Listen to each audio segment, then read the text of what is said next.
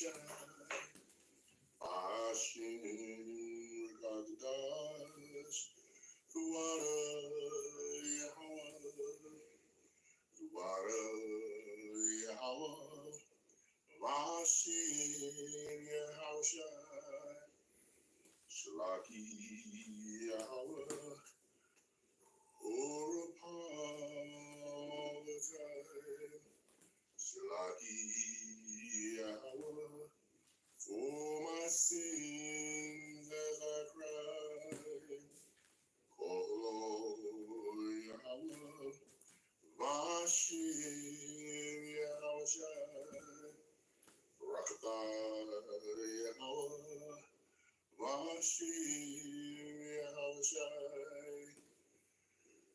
Rakatha YAHAWAH, for your mercy all the time. Call YAHAWAH, Bahasham YAHAWASHI'S, water YAHAWAH, for the Akim that you supply. Water YAHAWAH, for the Aqua that you supply. Call YAHAWAH, Bahasham YAHAWASHI'S. Shalom, shalom. It's your brother Obadiah YAHAWAH. And yes, I am here and I am back. And things have been rolling. And I mean, whew, Father is on fire with stuff he's doing with his men, and his women, and his chosen, his elect, and all of the above. Well, you know, we're back and we're getting ready to go through some times that are going to be very, I would say for the most part, they're going to become so righteously balancing. And that's a good way to put it. So righteously balancing that it's going to become something that I believe everybody is going to be looking to become attached to and in tune to. You know what I mean? And everything is just so, it's just amazing how we are being instructed and we are being moved by the presence of YAHAWASH'S Yahushua.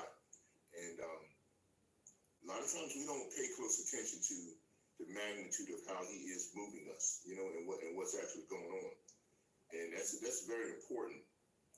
And I think that a lot of times how we lose focus on that is because, as I said in the last lesson I did, we kind of take Father YAHAWAH as he's the obvious that he's in control of all things. But I think that we need to, I know we need to be more cognizant of the fact that all of what is being done is escalating to the point that it has to, and it's going to be beyond our comprehension and understanding in terms of what is being escalated, because that's the only way we're going to get out of here. That's pretty much it. You know, we're not getting out of here under any other premise that we could look at as far as that is concerned. So in lieu of knowing that, we need to be prepared, and we need to be getting prepared, and we need to follow his directives in terms of getting prepared and doing what we need to do. So again, this lesson is going to speak to some very detailed specifics as far as some of the things that aren't expounded on so readily, but again, there are a multitude of individuals who are the elect who are touching these areas, and they are going to be digging deeper into them because we're working now with a very short window in terms of YAHAWASH'S timeline as far as the prophetic timeline is concerned. So, you know, without further ado, we're going to give our salutations and we're going to give our utmost respect and admiration, first and foremost, to the men who have been doing a long haul, justified, righteous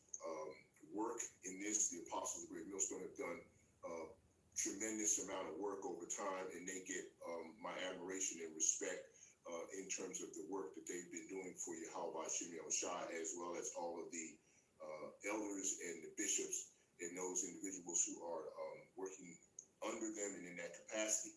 It's important to understand that the Most High uses his men, the elect, to get the work done. And in the body of Hamashiach, which we all have a part to play, it's good that you play your part to the degree that you've been gifted and blessed with. So that's important to get that out. We're going to get in, we'll talk a little bit first about a few things. We'll give you this title. And once I tell you the title, I'm going to get you into scriptures. We got quite a few scriptures to cover and precepts to get into and explanations for it thereof. The title of the lesson, of course, is Yahawah's continuous creation is self-sustaining. That's correct. Yahawah's the Father, who is in control of all things at all times. We have to make sure we continue to remember this, and we have to make this a precedented process that is so righteously respectful to the sovereign who he is, because a lot of times that name Yahawah is he is, and he is continuously creation, which he is self-sustaining through his continuous creation. Explaining, all right, detail, give you some more information. Okay.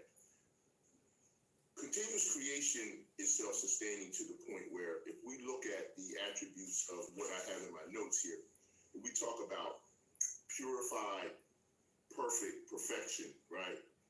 And then we're going to categorize and pull down purifying. Okay, so that's the process he's doing. Then we have cleansing, cleaned, and cleaned and clean, as well as cleansing. Okay, you got the ings on the end to show that the process is continuous and always moving forward in an infinitive manner. Then you got creation.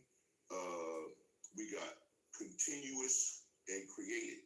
All right, so that pattern falls together and comes together as well. Then you got existence, and eternal. Okay, so when I look to my right side of my notes where I break down my bracket to bring forth the continuous creation, the self-sustaining, which is Yahawah, BAHASHAM, YAHAWAH, which is the Father of, obviously, who controls all portions of all things, purifying, cleansing, creating, and existing. Okay, so we went with PCCE. You know me with my little acronyms, right? PCCE, right? So we get that in terms of that portion of how it's being pulled together. Now, again, this is something you definitely want to get your mind around. As I said before, when YAHAWASH'S gives me a lesson, I can't release it until he's ready to release the information, because it's important to do it that way, because the Spirit is going to be in that lesson that gives you the edification you need, as well as the exhortation you can expound on. And so the purifying, cleansing, creating, and existing process through continuous creation, which is self-sustaining, which is our Father. You know, have you ever, like I said before, have you ever seen that infinity symbol that looks like that sideways 8? The Most High, he has to be continuous in creation in order for him to be self-sustaining. If you can receive this, and I'm going to explain a little bit more. If you can receive it, okay. The process of eternal existence could mean all Yahawah's creation is continuously going through an infinitive development process that incorporates all the phases of eternal spiritual balance, okay? Completely, all right? Controlled by our Heavenly Father, Yahawah. I'm going to say this again. If you want to write it down, write it down. If you want to record that portion of it, record it, or however you want to say it. But I'll say it again. Continuous creation is self-sustaining through the fact that the power of Yahawah, the Father, okay? If you can receive this, all right? His process of eternal existence could mean, now I say could mean because I don't know all things, and I don't know certain things, and we prophesy in part, and we know in part, so you only get what the Father gives you, and sometimes he just gives you part. So as I said before, the process of eternal existence could mean all Yahawah's creation is continuously going through an infinitive development process that incorporates all the phases of eternal spiritual balance, completely controlled by our Heavenly Father Yahawah, okay? Which then he passes the process of management onto his son YAHAWASHI and the angels who are the laborers and get the work done. Father don't have to get off the throne, and trust me, you don't want him to get off the throne, because if he gets off the throne, it's over, okay? So he don't have to do that. So knowing that portion of it is important as far as the lesson on continuous creation is self-sustaining, which is our Father, all right? He is continuous creation. Don't get it twisted. He didn't just stop creating when he created the heavens and the earth, like Wacky Tackies talk about. No, he is self-sustaining and continuously creating, and he has things that's being created and being managed through creation that we don't even have any clue about. We have no reconciled understanding of it at all. Okay, so let's just make sure you want to do that. And like I said before, the Most High Yahawah, he's giving us clues, all right? When before we were here, as we always say, if you're here, right? Where did you come from prior to being here? Where was your spirit? Where was your body? Where was all of who you are before you were placed in this flesh body on this earthly plane, okay? Well, you say you were with God, or you say you were with Yahawah, or you say you were in the spirit world.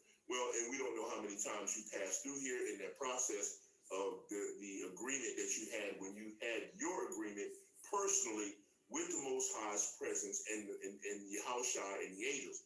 We don't know how many times you may have come through here in the dispensation of time that is associated with what your agreement was and the mission that you were to perform for the Most High Yahawah, BAHASHAM, okay?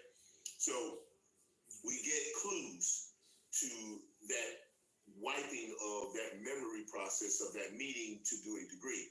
Okay, what do I mean by that? You're not going to get to remember all the times that your spirit and soul was placed here in terms of the transition here and then the transition out. That would do some things that would be beyond bugging you out, because then you would know what happened to you if you came here as a slave or at one point, or if you were back in Egypt at that time when you left Exodus. You don't know, and by means of mercy of YAHAWASHI'S, you don't need to know. But what you do need to know is you need to pick up on the clues, okay? He gives us deja vu clues. I'm using terms that you can understand what a deja vu clue is. If you're getting deja vu clues, okay, it puts you in a position where you pick up on the clues. He will say, he'll send you a clue on your mission here, and even if you're getting off track a little bit, the clue may draw you back on the path again and get you going in the right direction. Case in point, we all have probably had deja vu moments in our life, in our lifetime, where we say, wow, this person is so familiar to me.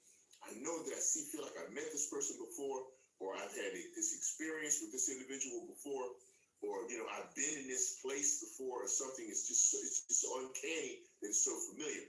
Now, that very well could be that in the transitional period of when you were in the spirit world and then you came to here at a certain point in time, you may have been through that location. And when you were through that location, the deja vu moment of fulfilling the mission of that portion of that mission gets recalled to you to get you back on track to continue moving forward with the next portion of the mission you have to fulfill, however many times you come through here. So that has to be considered when you're talking about the fact that you want to understand how to fulfill this mission towards the end time and what you need to do towards the end time to fulfill the mission. Okay, so, and then the opposite side of the coin on the deja vu moment, or on the, well, as I said before, picking up the clues is the unction portion, where you could be traveling on foot, in a vehicle, or wherever transportation or process you're going through, and at that time, you get the unction to change your direction or stop and not move forward until a set period of time when the Most High unctions you to say, okay, now proceed, cross the street, through the intersection, on the train, on the plane, whatever, that, now it's safe to move forward, to continue on the path to fulfill that mission. And if you come off the path, he took you off the path as well, to probably meet up with something, someone, some system or situation that you had to be involved with as far as your mission is concerned, to affect some kind of message to whatever that process would be. So then again, those are the formats of the innovation that the Father puts towards you as far as you fulfilling your mission, and in terms picking up the clues. And as I said before in coining that phrase, if you get abused if and when you don't, okay, if and when you don't pick up the clues. You can get abused if and when you don't pick up the clues. How do you get abused? Because if you don't pick up the clue on the portion of the mission you have to fulfill, a lot of times that abusement comes from the Father chastising you as a chosen vessel, as a loved one, to get you back in line to do what you need to do. Now, it falls the same way in terms of the process of the 2/3 as far as that's concerned. Everything and everyone has been predetermined before the foundation of the world. That includes all the rest of the nations that are here in this world and have been in this world and came through this earthly plane. All those individuals from the beginning to the end have been predetermined by the Father and have been managed through the process with YAHAWASH and the angels. Okay, this all ties into continuous creation is self-sustaining because of the fact that it is all under the Father's control. And he is continuous creation. So that bodes to tell you everything he's doing, he's already set in motion. That's why he said he created the end from the beginning and the beginning from the end. It's already been determined.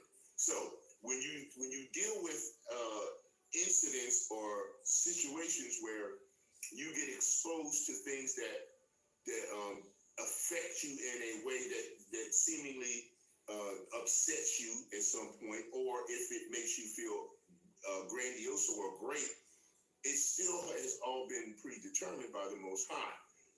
His scripture tells you, who can resist my will? You can't resist his will, which means his will is over everything and everything that he created. And I've talked about this as far as the law is concerned. You cannot be not under the law because everything that he created is under his universal creation law. Everything from sun, moon, stars, electrochemiluminescence in the building blocks of everything in the spiritual world as well as everything in the physical world.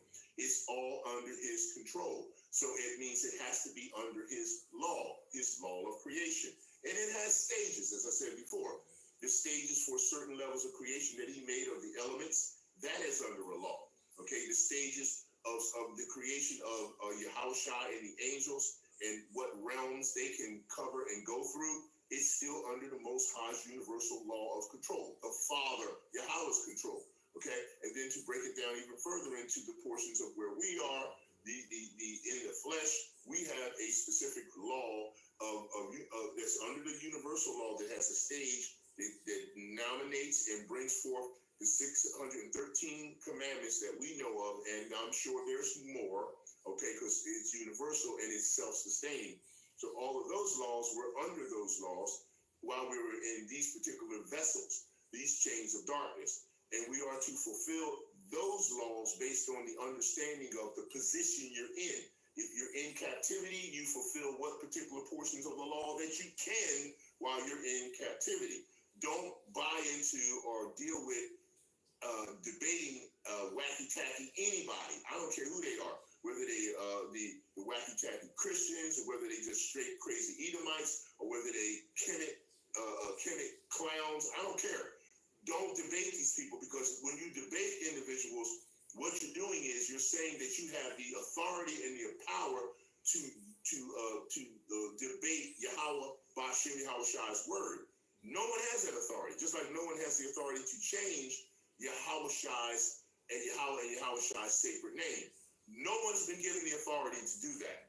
All right. So That's just as bad as you debating people.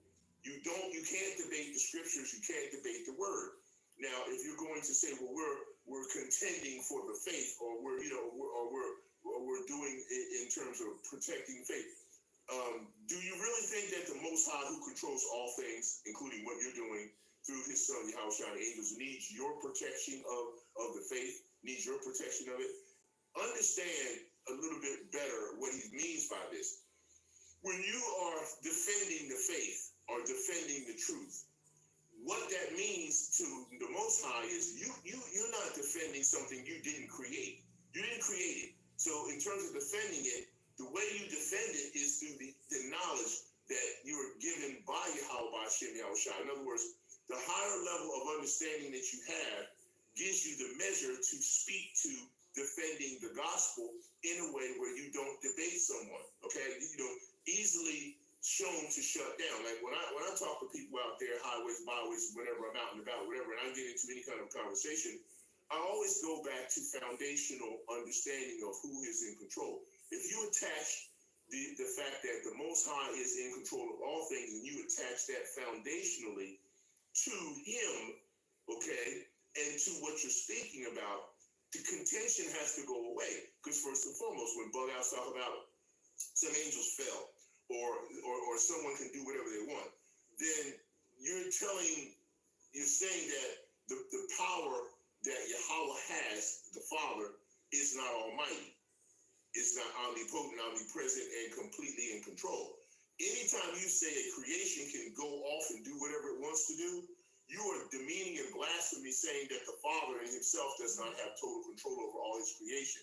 And because He does have total control over all His creation, then there's no need to debate. Now, if you're debating anyway, you're doing it for your own monetary core processes. You're doing it for that. You're monetizing, trying to monetize the Mashiach. And if He's letting you do it, He has a driven purpose towards the end of that for you and your organization, no matter who you are. Okay? If you are the ones that have originated this to the ones that will finish this. If you're monetizing the Mashiach by trying to say that you're defending the faith and debating these people, you're literally going against the Most High. Why? Because He set them in that capacity to be that way. It's like I always say, and He said to me to tell them, I set the bug outs to be the bug outs that they are. Now, if you're going to do your dissertations and your presentations, and you're going to preach and teach the gospel and the truth, and you're going to go at who He set on edge, or who He made crooked and who He made straight, if you're going to address that, reprove and move, okay, you did your part. But if you continue to beat on who He set in the way He said it, who you really going against? Well, think about it. He controls all things. Yes, you cannot dispute that. So anybody who's way weirded out and bugged out to the nth degree, He did it. He put it in that position. He made it that way, and He wants it that way, and He's driving it that way till we get to the end of all prophecy. We can't get out of here until everything goes completely off the rails, because that's when He says in the Word He's going to heaven. In the book of Daniel, He tells you, 12, right? He says, Michael's going to come through and defend for the elect, okay? Fight for the elect. And then YAHAWASH is probably right on the tail of that, coming right in. Because once Michael, that archangel, shows up, how much longer will it take for prophecies to be finished in order to get through everything? So the Most High already set everything up that's going to happen. So if you get bogged down with bug outs, then who are you really fighting against? You can't change who they are. You can't stop them from being how the Most High made them. He made them to be that way. Just like He made you to be this way in terms of doing the teaching and the preaching and the prophesying and everything of that nature. Okay? If He made you a prophet, you a prophet. If He made you a bugged out prophet, you a bugged out prophet. If He made you an individual that's going to fight against all of what He put in motion, then He made you that way. But just think and consider from a sovereign spiritual platform, He controls absolutely everything from a foundational position. Everything. So if He wants it that way, it's going to be that way. And you, or anybody else, nobody can change that. Unless he decides to change it, that's the status of the situation. Okay? So, you got to get these clues so you don't get abused and keep it moving. All right? So, again, like I said, where we need to be is if we're mirroring the Mashiach, we're in a safe place and in a safe space. If we're mirroring YAHAWASHI, who they even call Jesus, then we're in a safe space. Now, when you mirror him, that means what your moves are his moves, as best you can do based on mirroring him through the word, because he's that living word. Okay? So therefore, if you're mirroring the Mashiach, you want to make sure that the mirror ain't muddied up.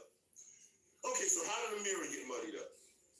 The mirror gets muddied up over misunderstanding doctrine. If you misunderstand doctrine, you muddy up the mirror of Mashiach, of Hamashiach, okay? And then how are you going to try to clean the mirror if you have a distorted doctrine? All you do at that point with the distorted doctrine in a muddied up mirror is you smear the mirror. Now the mirror is still not clean or clear, but you can see something, but you can't see clear enough to mirror the Mashiach. You can't mirror YAHAWASHI if the mirror is has mud on it from bad doctrine, and you can't see through enough to find where you're going astray, that the Most High set you in that pattern, that motion. Why did he do that to you, right? Why did he put you in front of a mirror where you can't even see the Mashiach correctly, and it's muddy and it's smeared? So now you got a mirror that's muddy and smeared, and you can't see the Mashiach at all. So you still can't see how to grow forward. You see what I mean? Genesis chapter 10, you can go in there and read what I'm saying about this. You don't want to get into a position where you have a messed up, muddy, smeared mirror of how you're trying to mirror the Mashiach. And you can tell whose mirror is muddied up. You can tell whose mirror is smeared. Now, if your mirror is muddied up and you're trying to mirror the Mashiach, you're not going to be able to do it at all because you can't see it. You can't see what he needs you to do either. And the Most High put you in that position, which means it lines you up in the line with the ones that he set for being bugged out, whether you claim to be in the truth or not. Now, if the mirror is smeared, then that means that you have a system, which I talked about many times in lessons and brought it out from the beginning, when he told me to tell people, you have a spiritual blockage. Now, some people call it blindness. You've been blinded. The Most High blinded you, or whatever you want to call it. But he told me to call it a spiritual blockage. Everything that he has and created has some form of a spiritual blockage. Even YAHAWASHI and the angels, because YAHAWASHI don't know when he's coming back here. So that's a form of a spiritual blockage. Spiritual blockage can come in many facets and ways through the sovereign Yahweh. It can come in a chastisement process. It can come in a righteous process. Or it can come in something that would be even beyond what we can understand, like with YAHAWASHI not knowing when he's coming back. So we got to take that in consideration when it comes to what part of the mirror is smeared for you. Saul, on his way to Damascus, and when he was Paul, a doctor of the law, under Gamaliel, right? He was a Pharisee. He was going into Damascus to see how many more Hebrew Israelites he can, get into legal trouble with Sanhedrin council and everyone else that was forcing that measure. Okay, and what happened? He kicked against the pricks. He's on the road. YAHAWASHI, who they even call Jesus, takes him off the horse, and he's spiritually blocked at that time. He knows the law. He's following what he believes is true, but he's spiritually blocked. Now, once he's blocked, he can hear, right? Because a lot of these individuals who are out doing the work for the Most High YAHAWASHI, claimingly, they can hear, all right? The senses are working. They can feel, they can touch, they can kind of see with senses, but they can't physically actually see what's going on if the Most High has blocked them spiritually from their visualization, from their mind, their heart, and their spirit, right? Now, he has scales, it says, on his eyes. Now, think about scales. Some scales are a little more transparent. Some scales are less transparent. Now, At some point, he was still able to communicate and talk and understand that he was talking to a sovereign being, a God sovereign being, which was the son of Yahweh. All right. And when Yahawashi told him, you know, I am Yahawashi, it is hard for thee to kick against the pricks. Why are you persecuting me? Right? Roughly paraphrased. Bottom line is, he didn't know that he was doing that because he was spiritually blocked. But he thought he was doing what was right in the law. And by the law standards, he probably was, because he was still able to do it. And then, of course, at some point we go fast forward, Yahawashi gets him up and tells him that you're going to have to go into the road that's straight. In other words, you're going to be straight away doing what I need you to do as opposed to what you think is right for you. And so that straight road is going to be hard. It's going to be tough. It's not going to be easy. And it has nothing to do with anything other than it's going to be a task that's going to be very difficult over a period of time, that you are going to do this work. Now your name is Paul, no longer Saul. And Yahawashi told him, you're a chosen vessel unto me, which means predestinatedly, he was already determined to do what he was going to do. See, he was a bug out at first, right? Why? Because he was killing Israelites. He was locking them up and trying to kill Hebrew Israelites because of the law. Just like we got a lot of men out here now who want to bring the law at you, but they want to try to destroy you based on what their interpretation of the law is, that you're not seemingly following, that they feel, and they're blocked in a way of being able to understand that. All right. So Saul, now it's Paul, and he's on the way to Damascus. So somewhat the scales are removed from his eyes, but not completely. And when he gets to Damascus and he comes across Nicodemus before that poor period of time happened, the angel told Nicodemus who was coming. And Nicodemus like, yo, I know this man.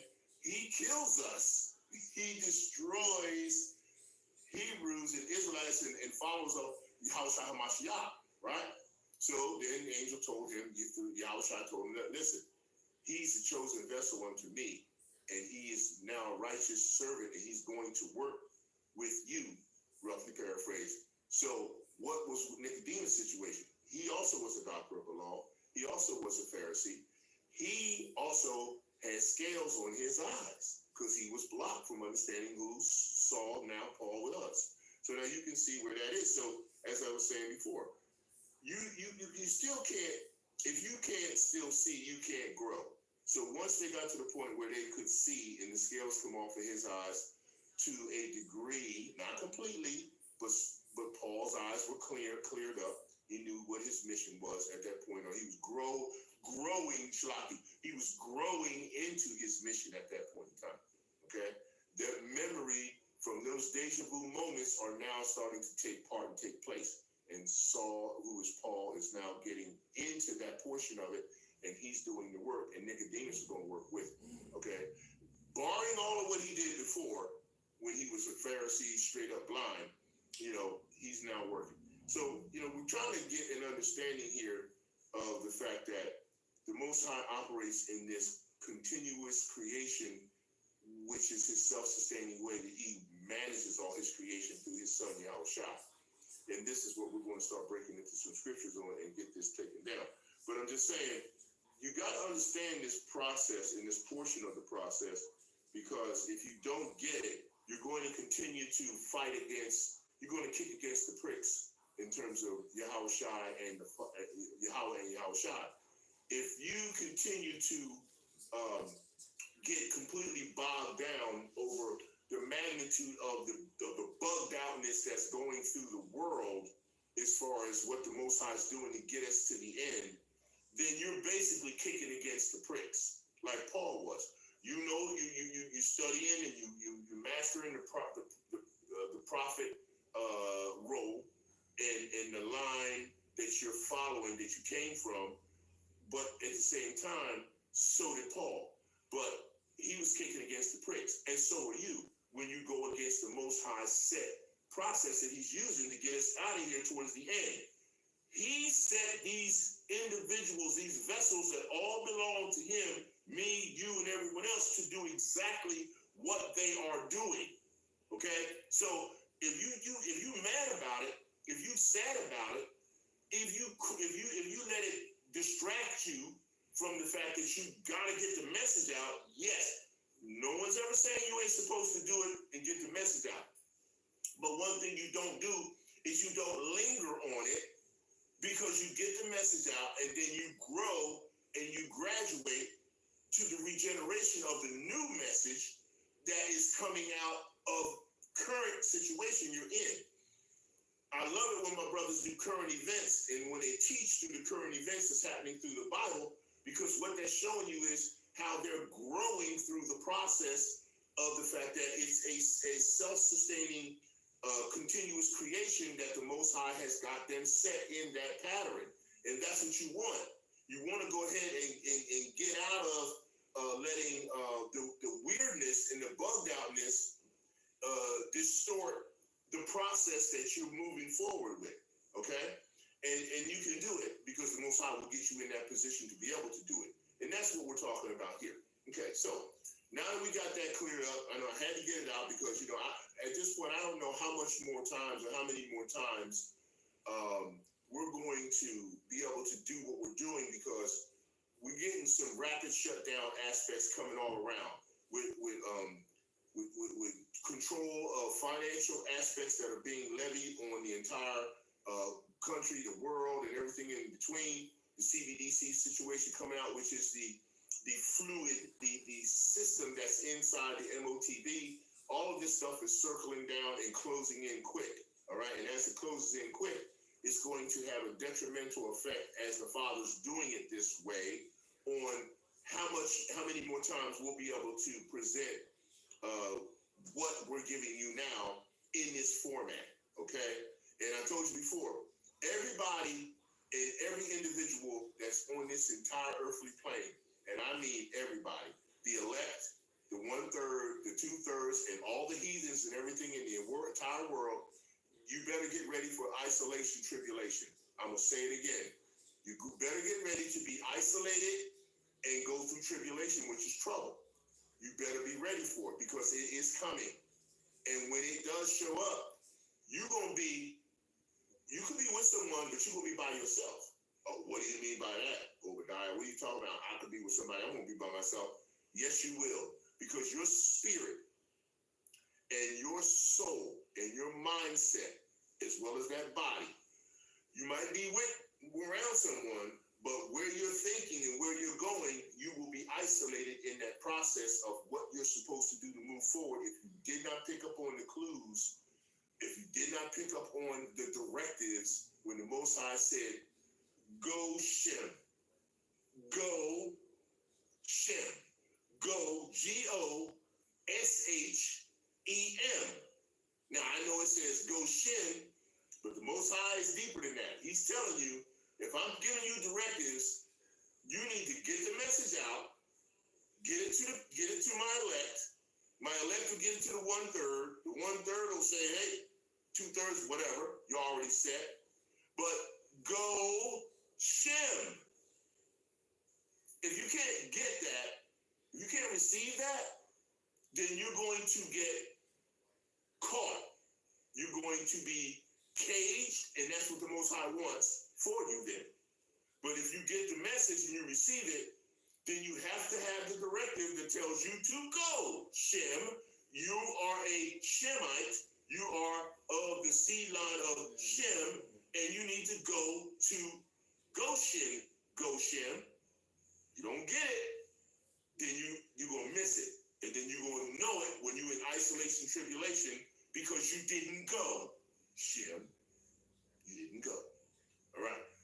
There you go. And he always tells you where to go.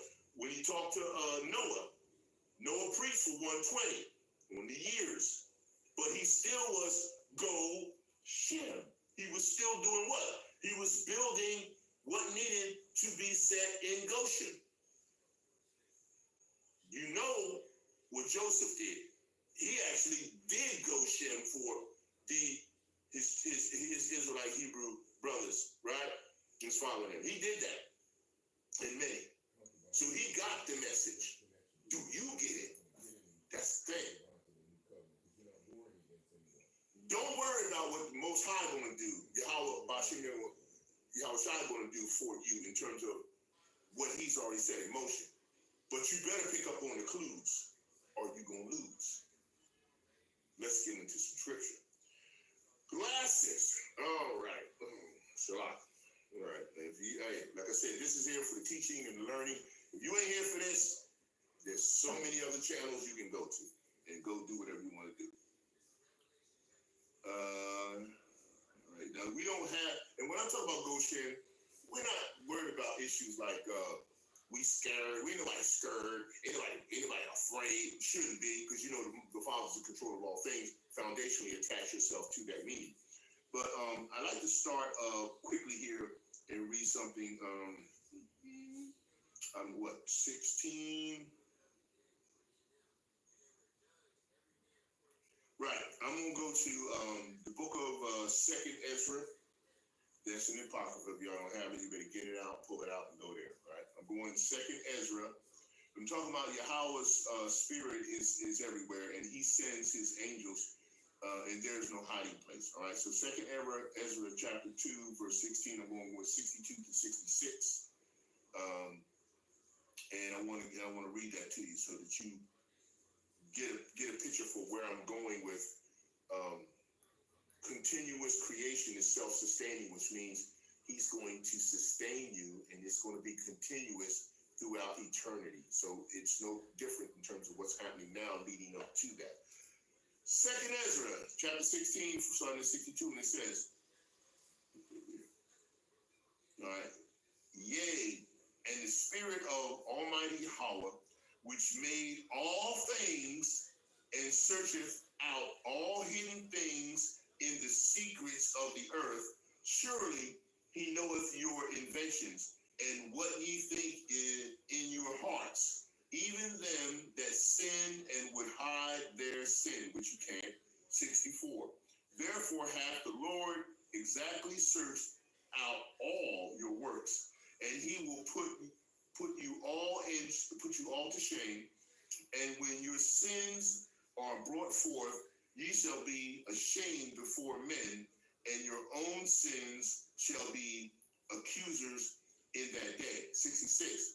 What will ye do? Question. Or how will ye hide your sins from Yahawah and his angels? Question. You can't. 67. Behold, Yahawah himself is the judge. All right. Fear him, leave off from your sins, and forget your iniquities, to meddle no more with them forever. So shall Yahawah lead you forth and deliver you from all trouble. Okay? So, wanted to get that out so that you understand where we're going and how we're setting off on this again. Now from here I want to go to Ezekiel chapter 7, because I got a bit to read here. And we're going to go Ezekiel chapter 7, 1 through 27. And we always want, Ezekiel's perfect for what we need to talk about, because thus saith the Lord, okay? This Yahawah, thus saith Yahawah, okay? So let's get to it, all right?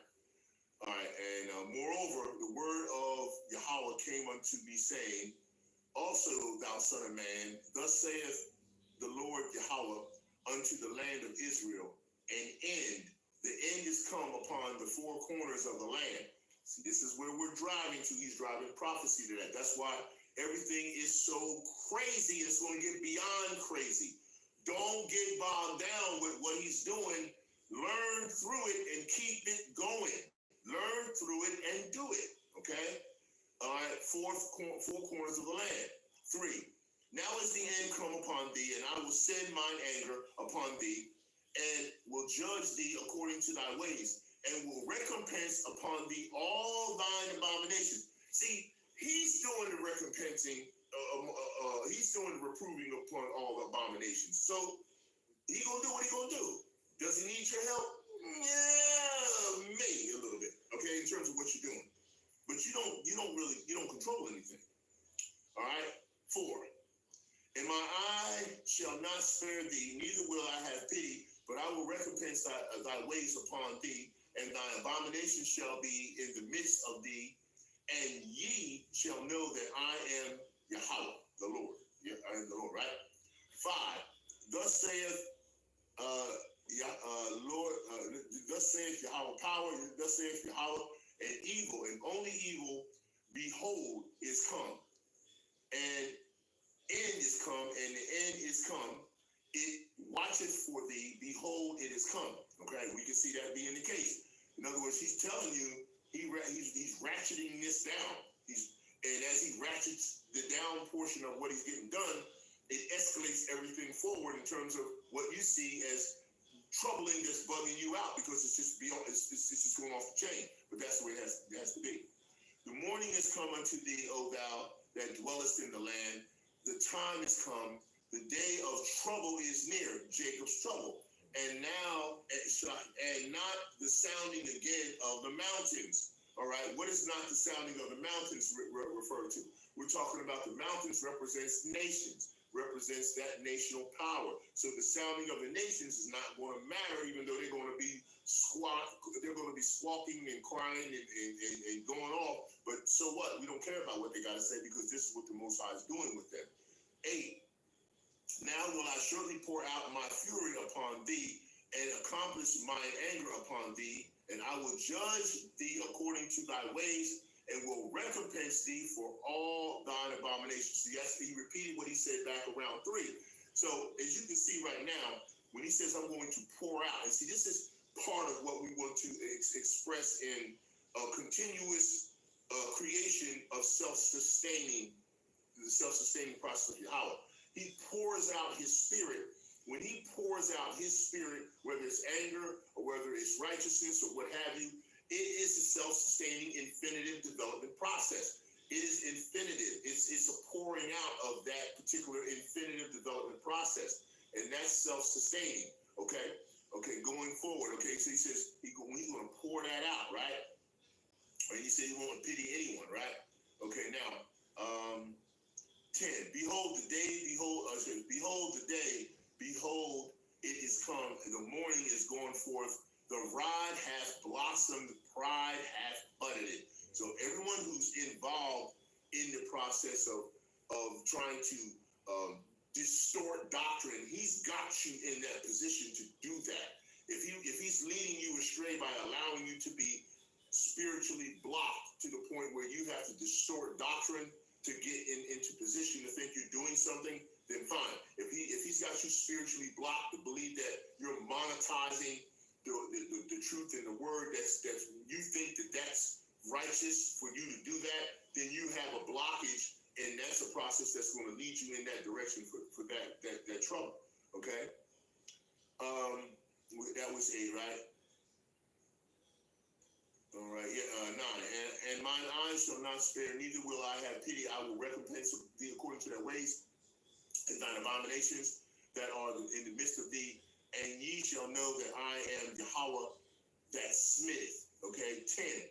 Behold, the day, behold, is come, and the morning is going forth, and the rod had blossomed, and pride had budded, right? 11. Violence is risen up into the rod of wickedness. None of them shall remain, nor their multitude, nor any of theirs, neither shall there be wailing for them. So the Most High is telling you, once he brings that rod up, that he's talking about of the wickedness, he's rising up into the rod of the wickedness, none of them shall remain. He's not taking pity on anybody. I was listening to Manal Zabo. He did a lesson recently, in the last couple of days, where he talked about ain't nobody going not be not touched in whatever way. I'm just roughly paraphrasing what his lesson was, but you know, he did a very good lesson on that, and I just thought it was pretty. I felt it was like a real good sharp lesson. He hit a lot of good key points on it, and I just thought it was. He said that what was it? A judgment can come upon any of us, no respecter of persons. When Manok did that sit down in his car, and I felt like that was a very good lesson. I felt like it hit home on a lot of points that we were looking forward to checking out, and I think that was important. You need to go and check that lesson out and be edified, because it really brought home some really good points. All right. 12. The time is come, the day draweth near. Let not the buyer rejoice, nor the seller mourn, for wrath is upon all the multitude thereof. For the seller shall not return to that which he sold, which is sold, although they were yet alive, for the vision is touching the whole multitude thereof, which shall not return, neither shall any strengthen himself in the iniquity of his life. There's a lot in that right there, okay? And I'll give you some of it, but we got to keep it moving. The seller shall not return to that which is sold. Now, knowing this portion of it, what does the seller do and what is sold? A lot of souls seem to be claiming that they sold their soul to the devil or whatever. No, you can't sell anything that doesn't belong to you. Most High controls all of everything. So anything that a seller shall not return to, which is sold, is already owned by Yahawah, by YAHAWAH. So you can't return to something and control something that you don't own originally. All right. Although they were yet alive, okay. Wait a minute. Yeah. It says, for the seller shall not return to that which is sold, although they were yet alive. See, in other words, you were quickened and activated to participate in that process, right? Okay. And that's all you were doing. You were still under control. All right. Alive, for the vision is touching the whole multitude. Why is the vision touching the whole multitude? Because all Israel will be saved and everybody else will be justified and judged already by YAHAWAH. Therefore, which shall not return, neither shall any strengthen himself in the iniquity of his life. So that means real clearly, you can't change the prophecy and the predestination of what the Most High has set in motion. And none of the heathen or anyone else can go back and set this back up. In other words, a lot of the elite think that they think they're the ones taking things down, and then they're going to do a reset. They think they're going to have that new world reset. No, you're not, because the Most High controls all things, and you ain't resetting nothing, because that's not going to happen, okay? 14. They have blown the trumpet even to make all ready. See, when you blow the trumpet, in other words, they're announcing everything that they're doing overly and over again. All right, so you are hearing that. But none goeth to the battle, for my wrath is upon all the multitude thereof. Okay, so we just cleared that up. The sword is without, and the pestilence and the famine within. He that is in the field and in the world shall die with the sword, and he that is in the city, famine and pestilence shall devour him. Now this covers, it's manifold because it covers a lot of areas here. Not only does it cover physicality in terms of what's actually happening as far as the plagues are concerned, which the Most High told us that the plagues will be more than what they were when the plagues were brought forth during Egypt. They're going to be greater than that. But not only that, but it also talks about famine for the truth, the word, the famine for also substance and food to sustain this flesh body as well as what sustains you spiritually and mentally. So that's what you have to take into consideration, that the pestilence is already here devouring multitude of people, and it's been doing that, and he's turning up the volume on it. 16, but they that escape of them shall escape and shall be on the mountains like doves of the valleys, all of them mourning, everyone for his iniquity. So just like in that lesson that you had, you're talking about there is Goshen, there is a place to go Shem, and then if you follow the directives that the Most High has for you, then you will be able to fulfill getting to that portion of Goshen where you'll have some type of mantle and covering as you go through this tribulation. You're still going to go through it, but you will have a form of a mantle and covering to a degree, okay? 17, all hands shall be feeble, and all knees shall be weak as water during this time, which is it's going to be greater than what we can imagine when Jacob's trouble. 18, they shall also gird themselves with sackcloth, and horror shall cover them, and shame shall be upon all faces, and baldness upon all their heads. Okay? In other words, you will cover yourself, but you'll still be exposed to the elements of the tribulation based on the magnitude that this is going to come down on. Okay? sure you understand that. Okay? 19. All right. They shall cast their silver in the streets, and their gold shall be removed. Their silver and their gold shall not be able to deliver them in the day of wrath of Yahawah. They shall not satisfy their souls, neither fill their bowels, because it is the stumbling block of their iniquity. Now, this covers a lot, too, because it not only talks about what's going to happen to the Edomites and those individuals that this is mainly targeting, but the house of Israel also always is judged first. The Lord says he always judges his house first, okay? So we're going to experience this level that what we may think could provide us with some type of complete covering, some type of complete protection. No, silver, gold, all that. You may have it, but it won't get you what you want. It won't get you what you're looking to think you can have in terms of your level of salvation through this transitional prophetic process, through this tribulation. It's not. You will struggle through the issues of what you have. No matter what, you still want to do that. Okay. All right. Now, dealing with the profaneness of your temple and the temple thereof, we move on to 20, which says, and as for the beauty of his ornament, he is set in majesty, but they made the images of their abominations and of their detestable things therein. Therefore, I have set it far from them. 21. And I will give it into the hands of the strangers for a prey, and to the wicked on the earth for a spoil, and they shall pollute it. 22. All right. My face will I turn also from them, and they shall pollute my secret place, for the robbers shall enter into it and defile it. Okay? All right, so, and we'll stop on there before we move to the next precept. So anyway, the Most High is saying, look, if he decides to turn his face from you, think about the nature of that. Some people have already had their face turned, the Father's face, his face turned from them.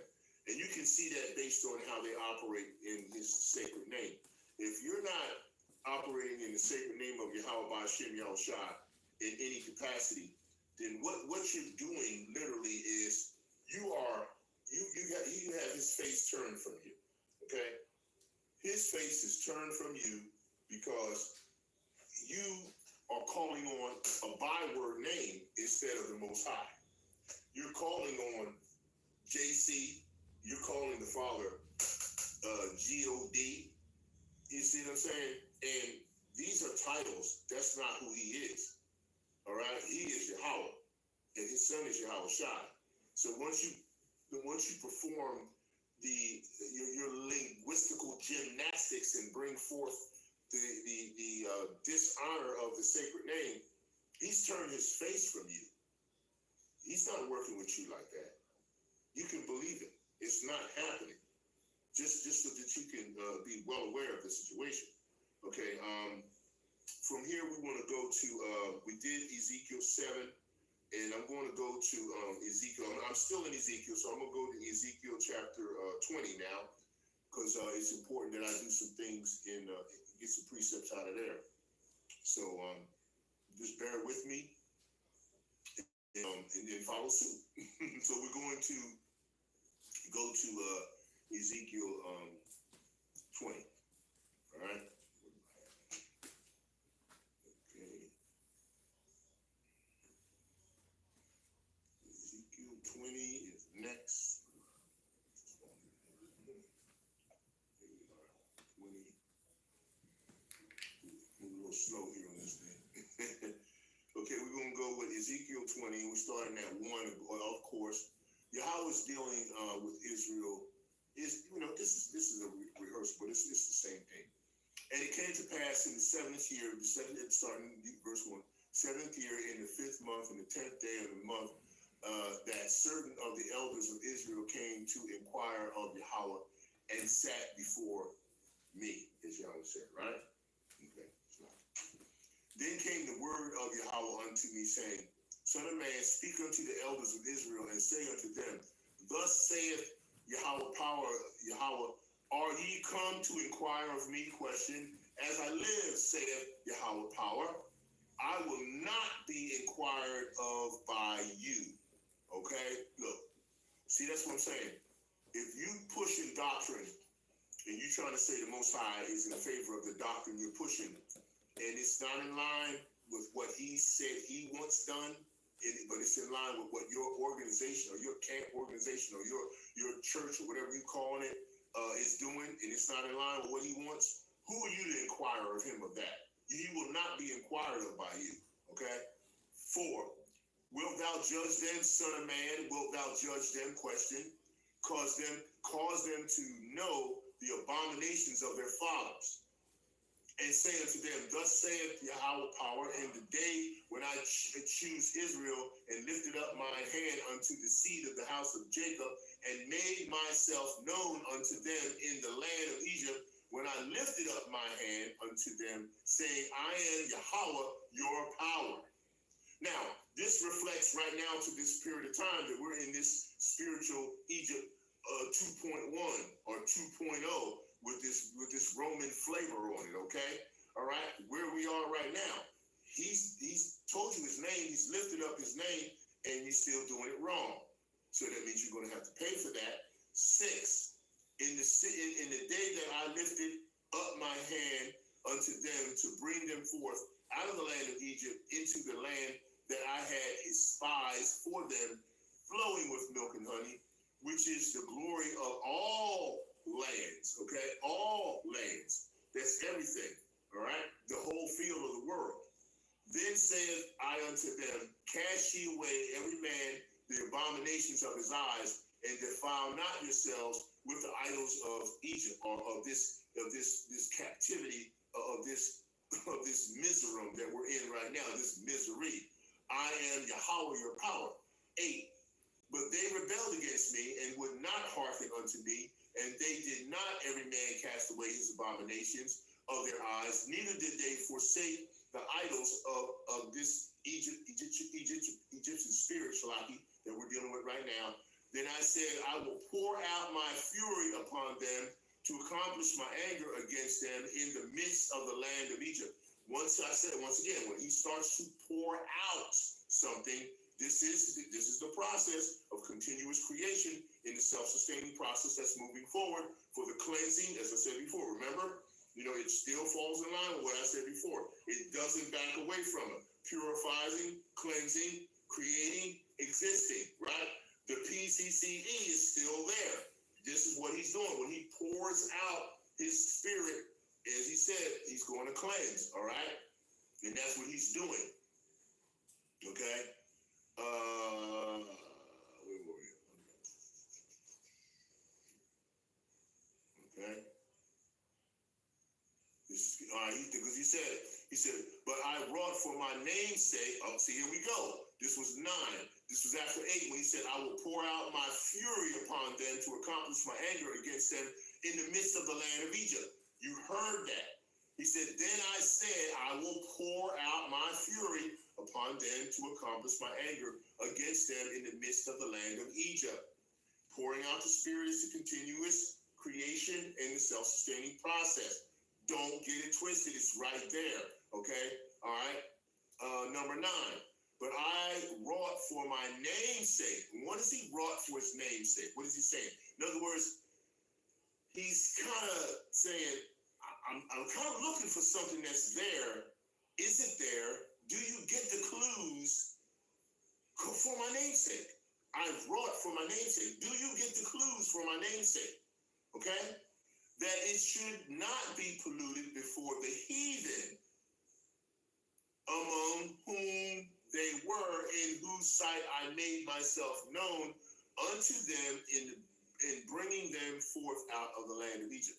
It reminds me of earlier, yesterday I was out and about, and there was this guy, and he's out there singing, and he's singing to JC. And he got American flags out there and all this old stuff. And he got his loudspeaker. And he's on his little stool with his white hat on, trying to look like Frankie Beverly. And he's singing to Jesus. And I rolled up on him, of course, YAHAWASH'S on the vehicle and everything.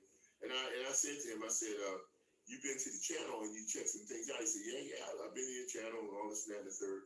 And I told him, I said, well, And then you understand that the sacred name is the Most High sacred name is everything. Why are you out here promoting a name that's not the sacred name?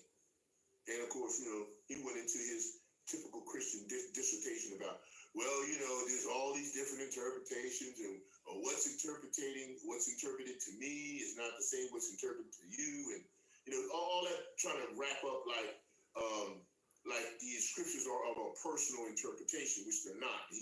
I told him, I said, none of the scriptures are of a personal interpretation, and you know this. And I took him to scriptures, but he again, just trying to say, he poured out that spirit on them. They love their slave master. They love they love their indoctrination. They love what has happened to them. They have grown to embrace it because that's what the Most High put them in line to do.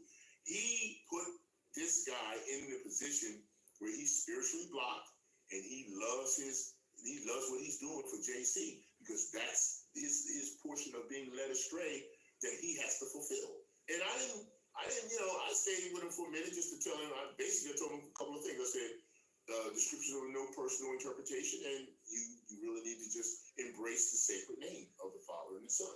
Okay? Now, there's nothing wrong with me saying that, because I'm not trying to change the fact that he's going to be a bugged out dude doing what he's doing. Fine, you go ahead. But at least I just gave him that seed that the Father wanted me to give to him, and I kept it moving, basically. Okay? And that's what we have to do as a representation of how we handle some of this stuff. Okay. All right. Now we stopped at we did that one. That was 9. We did 10. Did we? Wherefore I caused them to go forth out of the land of Egypt and brought them into the wilderness. See, this is a key. That has a lot to do with Goshen in terms of where you are now. If you understand that the Father said, I wrought for my name's sake that I should not polluted before the heathen, among whom now he puts you out there in front of the heathen, and he's hoping you get the clue to, just like I told this guy, hey, his namesake, it's important. It's one of the most important things that you can learn right from the start. What is the name? Like in Proverbs chapter 30 verse 4. What is his name, and what is how important is that? He took down entire empires that he rose up because he didn't get his name right. You see what he did to Pharaoh. And the same thing's happening right now. Okay? So we can't look past that. He says here that it should not be polluted before the heathen. So you're not supposed to pollute the sacred name in front of these heathens. And he's telling you not to. Among whom they were, in whose sight I made myself known. He did it to Pharaoh.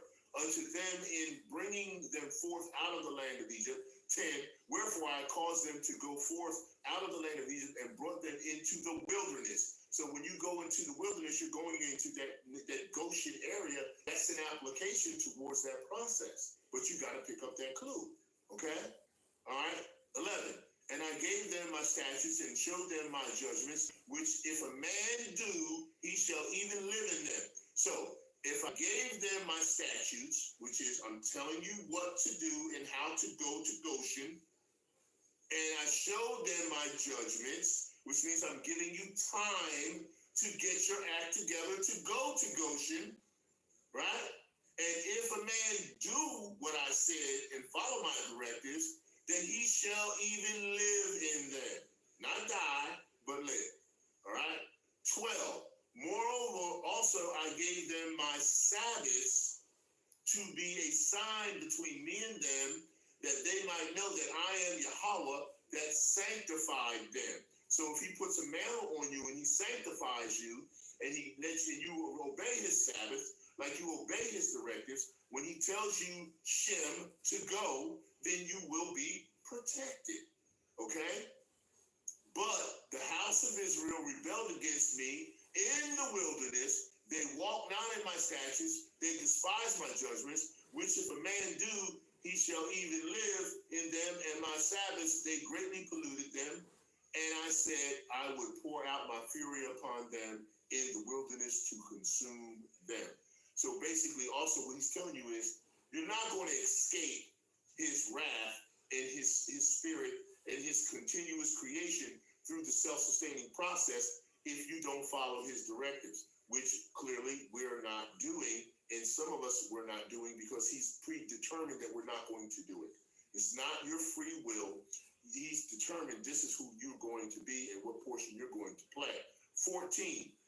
But I wrought for my name's sake again that it should not be polluted before the heathen in whose sight I brought them out. 15. Yet also I lifted up my hand unto them in the wilderness, that I would not bring them into the land which I had given them, flowing with milk and honey, which is the glory of all lands. Now, why? Because they're not paying attention to the clues. You gotta pay attention to these clues the Most High is giving you. And if you don't pay attention to the clues, then his fury is poured out on you, and you continue to get led astray based on the fact that this is part of what you've been predetermined to deal with. Now, Elder Yashawamba did a lesson the other day, which was really good, when the person asked why the Most High is putting all this vanity and evil, and if we repent, then why we got to go through stuff. Okay, and I gave him an answer for that. What the answer the Spirit gave to me, and he was cool with that. But the bottom line is real simple. All right, before I get into 17, but I'll say 17, and then I'll give my answer for this little bit. 17. Nevertheless, mine eyes spared them from destroying them, neither did I make an end of them in the wilderness. Okay, now that's 17. Now let me explain. All right, all right. Now, look, the Father, Yahawah, he is so above the level of sovereignty. He is so above the level of righteousness and holiness that he's outside of it to the degree that it's a self-sustaining. How do I put this? It's a self-sustaining part of him that just it comes out to form all creation. It just kind of it just comes.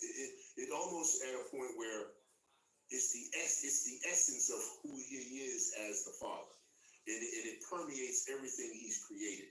So his self-sustaining creation is that level of saturation. It's that level of imperviousness to anything that's out there. It holds everything that is anything together. Okay, it is so righteous and so holy that we can't even put a title on the level of righteousness and holiness that it is.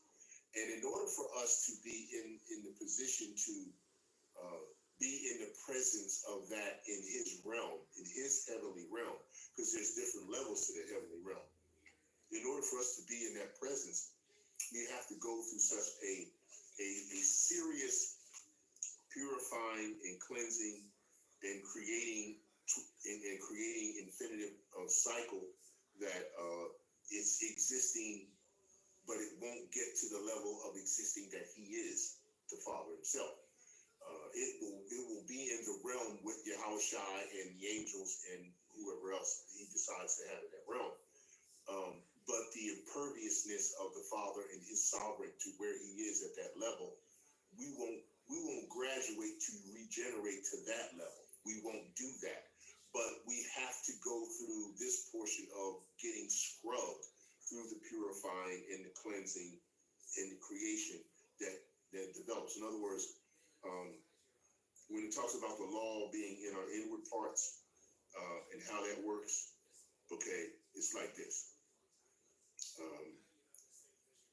What the Father's telling you is that you're going to be in a cycle of continuous creation as you are in the spirit and as your body envelops the law, because you become that. Your whole spiritual body and in the essence of what the mass of electrochemiluminescence that's brought forward that is going to operate in management and judgment amongst the rest of the nations will be such a righteous entity that it will be in a continuous creation process also, but it won't reach the level of the Father. Okay, it won't do that. But it will be in that cycle, that infinitive cycle. Because see, that infinitive cycle that I'm showing you, that figure eight, that infinitive cycle, I did a lesson on this similar to this. The Father controls that infinitive cycle. We don't. But we will operate within that in terms of how we graduate and grow in spiritual righteousness and truth. And as that continuously flows through us as created beings that will go through a continuous creation process, that's why your spirit will not ever die. That's why you'll be immortal, because of that type of process. But you got to go through the purification, cleansing, and creation towards existing process to get there. Okay, so when Elder YAHAWAH was explaining why we had to go through what we have to go through as far as what's vanity, when you repent, and then how you're under forgiveness, and what the Most High decides to forgive you for, is that process of that in terms of getting you in that position to continually power your power. 8.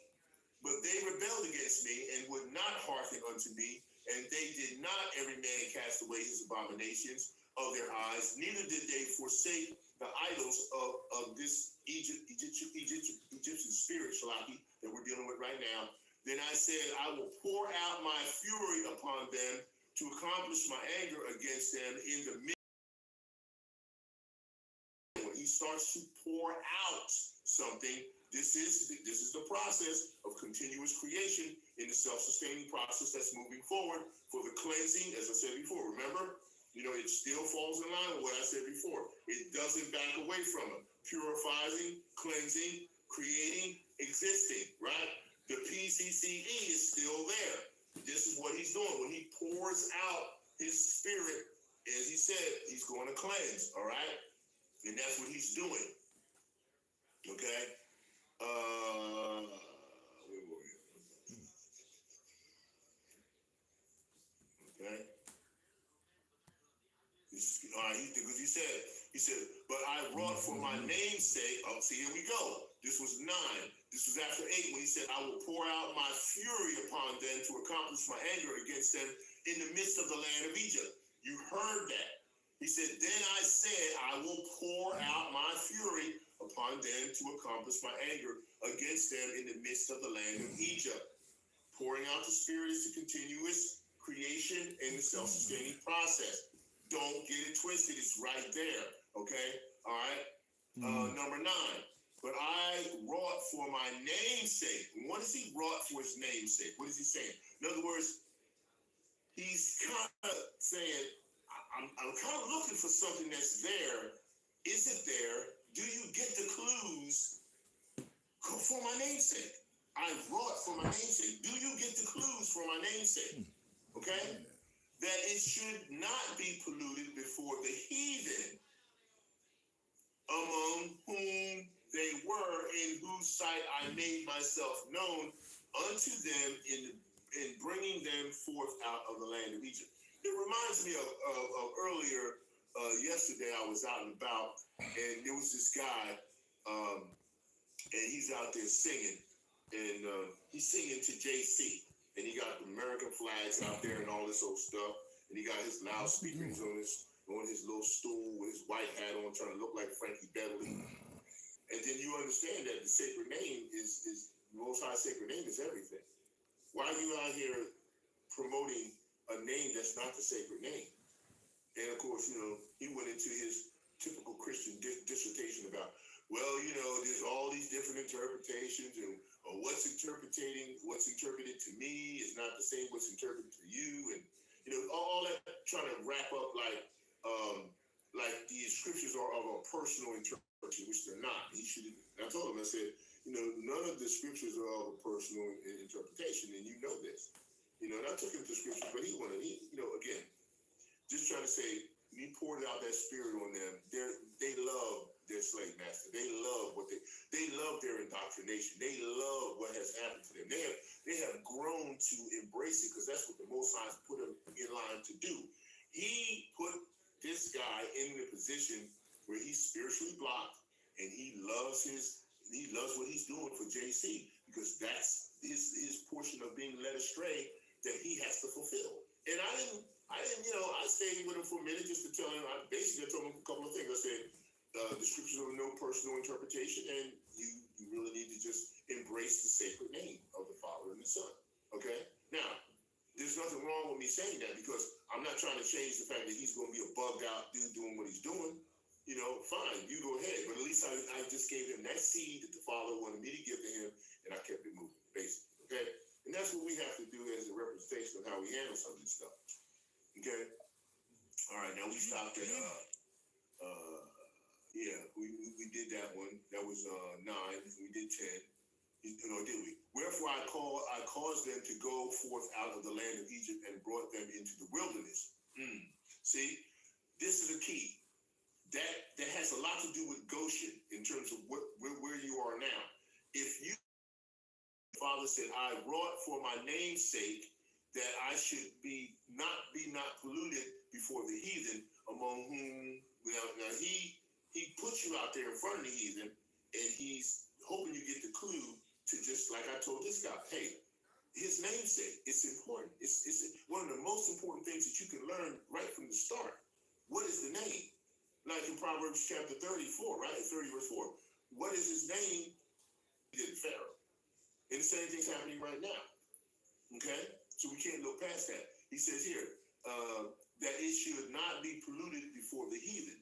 So you're not supposed to pollute the sacred name in front of these heathens. And he's telling you not to. Among whom they were, in whose sight I made myself known. He did it to Pharaoh. Unto them in bringing them forth out of the land of Egypt. 10. Wherefore I caused them to go forth out of the land of Egypt and brought them into the wilderness. So when you go into the wilderness, you're going into that application towards that process. But you got to pick up that clue. Okay? All right? 11. And I gave them my statutes and showed them my judgments, which if a man do, he shall even live in them. So if I gave them my statutes, which is I'm telling you what to do and how to go to Goshen, and I showed them, which means I'm giving you time to get your act together to go to Goshen, right? And if a man do what I said and follow my directives, then he shall even live in them. Not die, but live. All right? 12. Also, I gave them my Sabbaths to be a sign between I am Yahawah that sanctified them. So if he puts a mantle on you and he sanctifies you, and he lets you obey his Sabbath, like you obey his directives, when he tells you Shem to go, then you will be protected. Okay? But the house of Israel rebelled against me in the wilderness. They walked not in my statutes. They despised my judgments, which if a man do, he shall even live in them. And my Sabbaths, they greatly polluted them. And I said, I would pour out my fury upon them in the wilderness to consume them. So basically, also what he's telling you is, you're not going to escape his wrath and his spirit and his continuous creation through the self-sustaining process if you don't follow his directives. Because he's predetermined that we're not going to do it. It's not your free will. He's determined this is who you're going to be and what portion you're going to play. 14. But I wrought for my name's sake again that it should not be polluted before the heathen in whose sight I brought them out. 15. Yet also lifted up my hand unto them in the wilderness, that I would not bring them into the land which I had given them, flowing with milk and honey, which is the glory of all lands. Now, why? Because they're not paying attention to the clues. You gotta pay attention to these clues the Most High is giving you. And if you don't pay attention to the clues, then his fury is poured out on you, and you continue to get led astray based on the fact that this is part of what you've been predetermined to deal with. Now, Yashawamba, Elder Yashawamba did a lesson the other day, which was really good, when the person asked why the Most High is putting all this vanity and evil, and if we repent then why we got to go through stuff? Okay, and I gave him an answer for that. What the answer the Spirit gave to me, and he was cool with that. But the bottom line is real simple. All right, before I get into 17, but I'll say 17, and then I'll give my answer for this a little bit. 17. Nevertheless, mine eyes spared them from destroying them. Neither did I make an end of them in the wilderness. Okay, now that's 17. Now let me explain. All right, okay. All right, now look, the Father Yahawah, He is so above the level of sovereignty. He is so above the level of righteousness and holiness that He's outside of it to the degree that it's a self-sustaining. How do I put this? It's a self-sustaining part of Him that just it comes out to form all creation. It just kind of it just comes.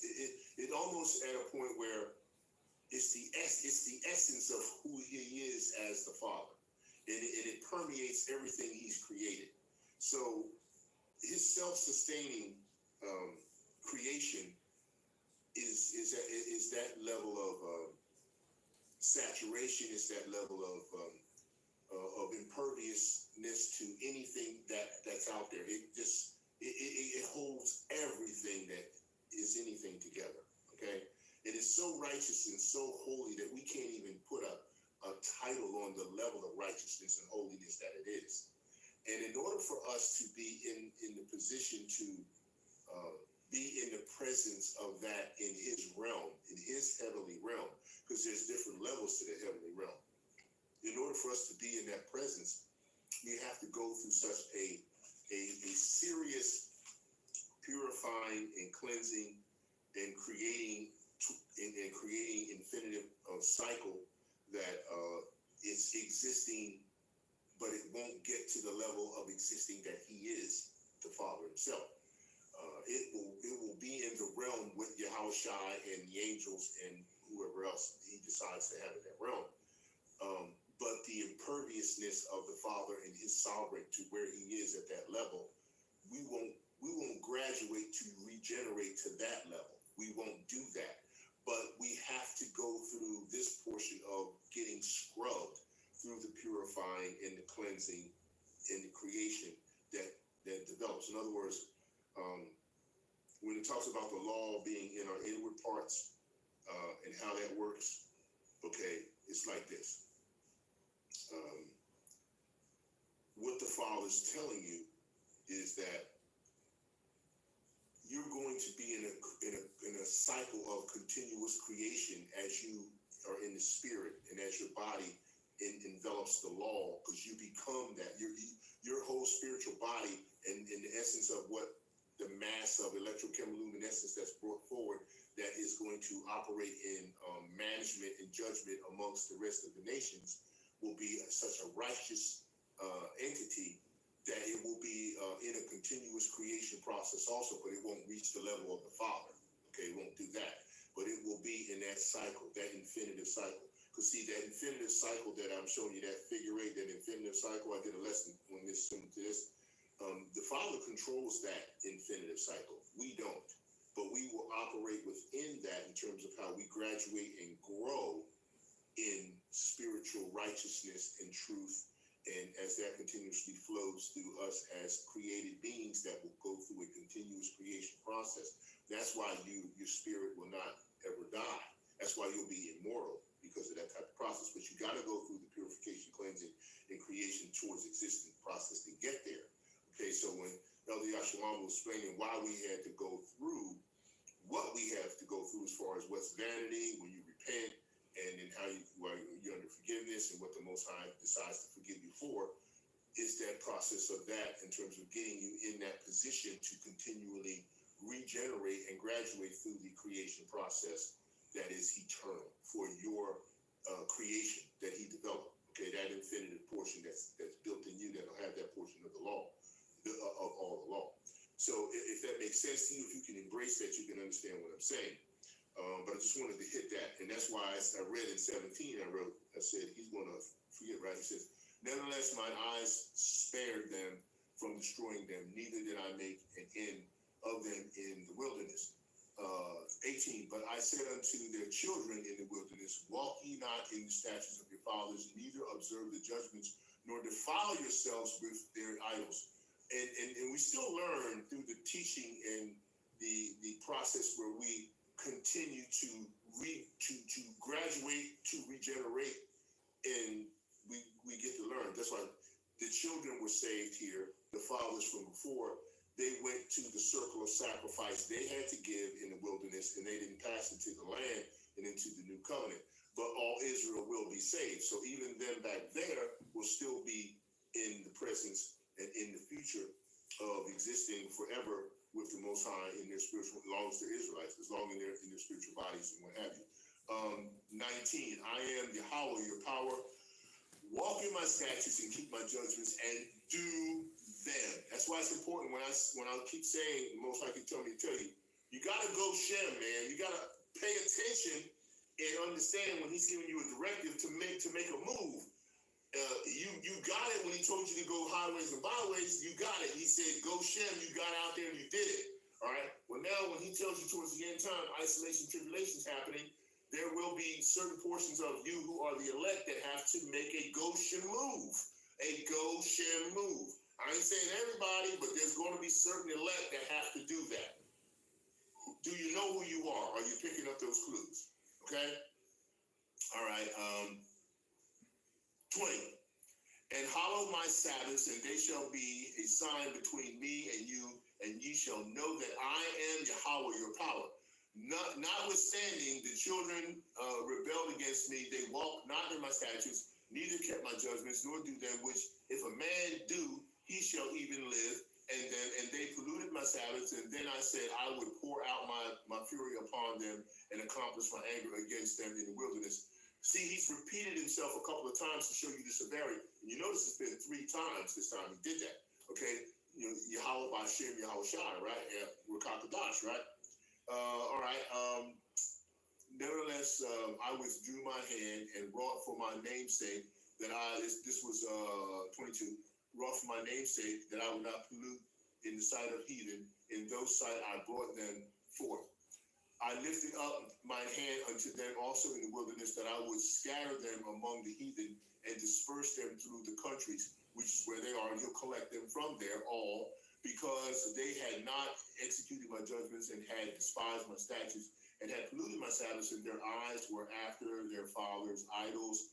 25, wherefore I gave them also statutes that were not good, and judgments whereby they should not live. See, so the Most High gave that. So like I said before, he said, wherefore I gave them also statutes that were not good, and judgments whereby they should not live. So again, as I said before, he set the bug outs in motion. He's done this. So if you're going against that, you're going against him, because he did that. All right? You got a problem with that, you got to take it up with him. Don't come talking to me about, oh, you said this over there. No, I just read it to you. He said, wherefore I gave them also statutes that were not good, and judgments whereby they should not live. He set them into motion that they're in. All right? So let's make sure we understand that. 26. And I polluted them in their own gifts, in that they caused to pass through the fire, mullet, right, what you're doing now, all that openeth the womb, that I might make them desolate to the end that they might know that I am Yahawah. See? So, yeah, he's causing them to do that with their children in the fire. He controls all things. If you don't like it, that's too bad. I'm not here to coddle you. I'm not going to tell you our Father does all things, both sides of it. If you got an issue, then, you know, he don't have a tissue for you, because you just got to deal with it. All right? That's just how it's going to be. Just like everyone else. All right? You can pass through the fire, right? Okay. 27. Therefore, son of man, speak unto the house of Israel, and say unto them, thus saith Yahawah power, yet in this your fathers have blasphemed me, in that they have committed a trespass against me. See? Again, I explained to you why, because you got to go through the purification and cleansing, creating existing process and learning. You have to learn. It's an education you're getting from the Father. It's not just a walk through wickedness. It's education. All right? 28. For when I brought them out of the land for which I lifted up my hand to give to them, then they saw every high hill and all the fig trees, and they offered their sacrifices and their presents, and they presented the provocation of their offering. See, the provocation is what? They provoked, and their offering, and they also made their sweet savor and poured out their drink offering. Okay, so he's getting them to do this, right? Then I said unto them, what is the high place where ye go? Question. And the name thereof is called Bam to this day. 30. Wherefore say unto the house of Israel, and saith Yahawah power, are ye polluted after the manner of your fathers? Question. And commit ye whoredoms after their abominations? Of course they do, right? Because that's what he set them forth to do, and they will learn through it. 31. For when ye offer your gifts, when ye make your sons to pass through the fire, ye pollute yourselves with your idols, even unto the day. And shall I be inquired of by you, O house of Israel? Question. As I live, saith Yahawah power, I will not be inquired of you. All right. So don't be asking him why he said, don't don't ask the Most High. Why when we repent, why can't everything be done away with and we're covered, right? Why we gotta still go through things? Why everything gotta be vanity? Why everything gotta be this? Who are you to inquire of him? You're a creation. I'm a creation. I don't get to inquire of him. That's why, he told me to always say, praise, worship, and prayer. Praise, worship, and prayer. Not just prayer. See, when you just pray, you're inquiring of him. Who are you to inquire of him? You want to inquire of the Most High YAHAWASHI'S? Then give him some praise and some worship along with your prayer. What's your PWP grade level? What is your PWP grade level with the Most High? Do you just pray? That's an inquiry. You're asking, or you're praying to him in a way where you're saying you want to thank him for something, or you're praying in a way that you want to ask him for something. So even when you're praying and thanking, you're still asking. But where's the praise and the worship? Where's that at? Now, he's going to restore us to our land, and we'll get there. And that which cometh into, okay, Shalaki. And he's talking about when you offer your gifts, and he says, when ye make your sons to pass through the fire, ye pollute yourselves with all your idols, even unto this day. And shall I be inquired of you, O house of Israel? As I live, saith Yahawah power, I will not be inquired of you. 32. And that which cometh into your mind shall not be at all, that ye say, we will be as the heathen, as the families and the countries of the countries to serve wood and stone. See, he took you there. You want to go there? You want strong delusion to believe a lie? He did it again. He does it again. Don't contradict yourself with the things you said.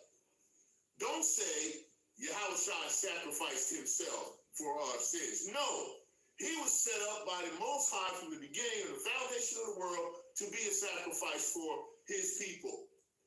Did he want to sacrifice himself like that? Explain the Garden of Gethsemane. Okay? So, don't be contradicting what you say and what you preach and teach.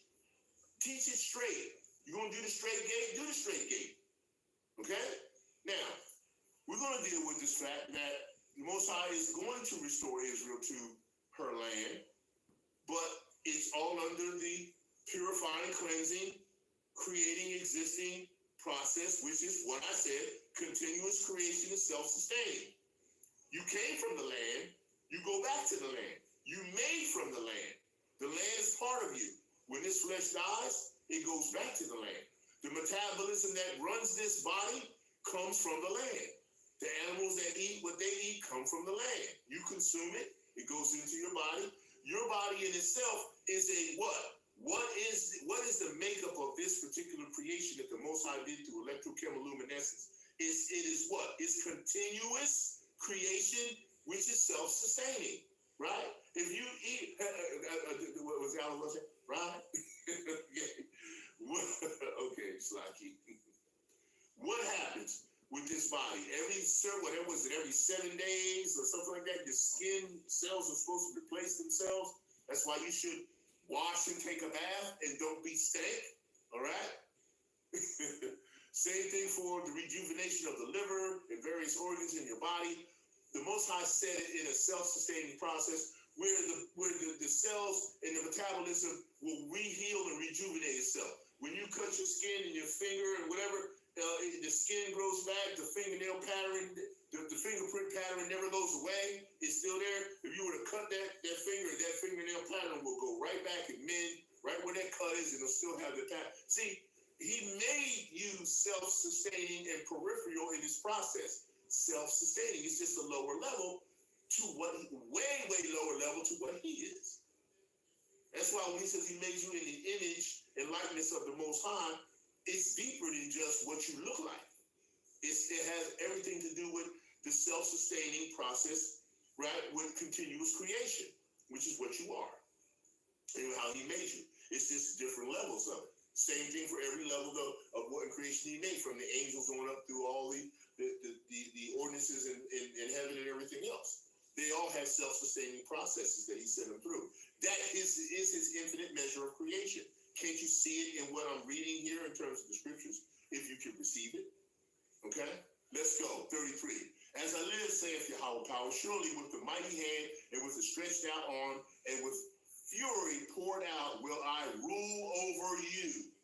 And I will bring, 34, and I will bring you out from the people, and I will gather you out of the countries wherein ye are scattered with a mighty hand and with a stretched out arm and with fury poured out. And I will bring you into the wilderness of the people, and there will I plead with you face to face. So, do you want to go, Shem? Do you want to go, Shem? Okay. Do you want to go? Or do you want to stay in Esau's world and get lined up so they can collect you in one of those Walmart shopping carts where they put them together and wheel you into the warehouse and put you in a nice little spot until everything's almost over? Which one do you want? Okay. Face to face, 36. Like as I pleaded with your fathers in the wilderness of in the land of Egypt, so will I plead with you, saith Yahawah power. 37. I will cause you to pass under the rod, and I will bring you into the bond of the covenant, which means we all have to go through this process of the tribulation. Nobody gets to skate. Sorry, no skating allowed.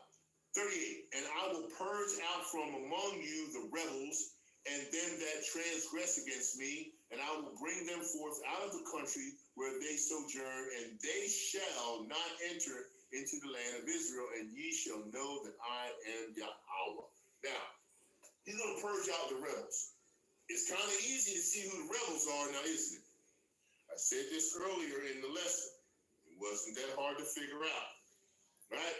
If they're bugging out against the Most High in terms of what he's doing, they're not using his sacred name, they feel like they can change it, they're monetizing the Mashiach and the Word, they're trying to monetize the Father, right?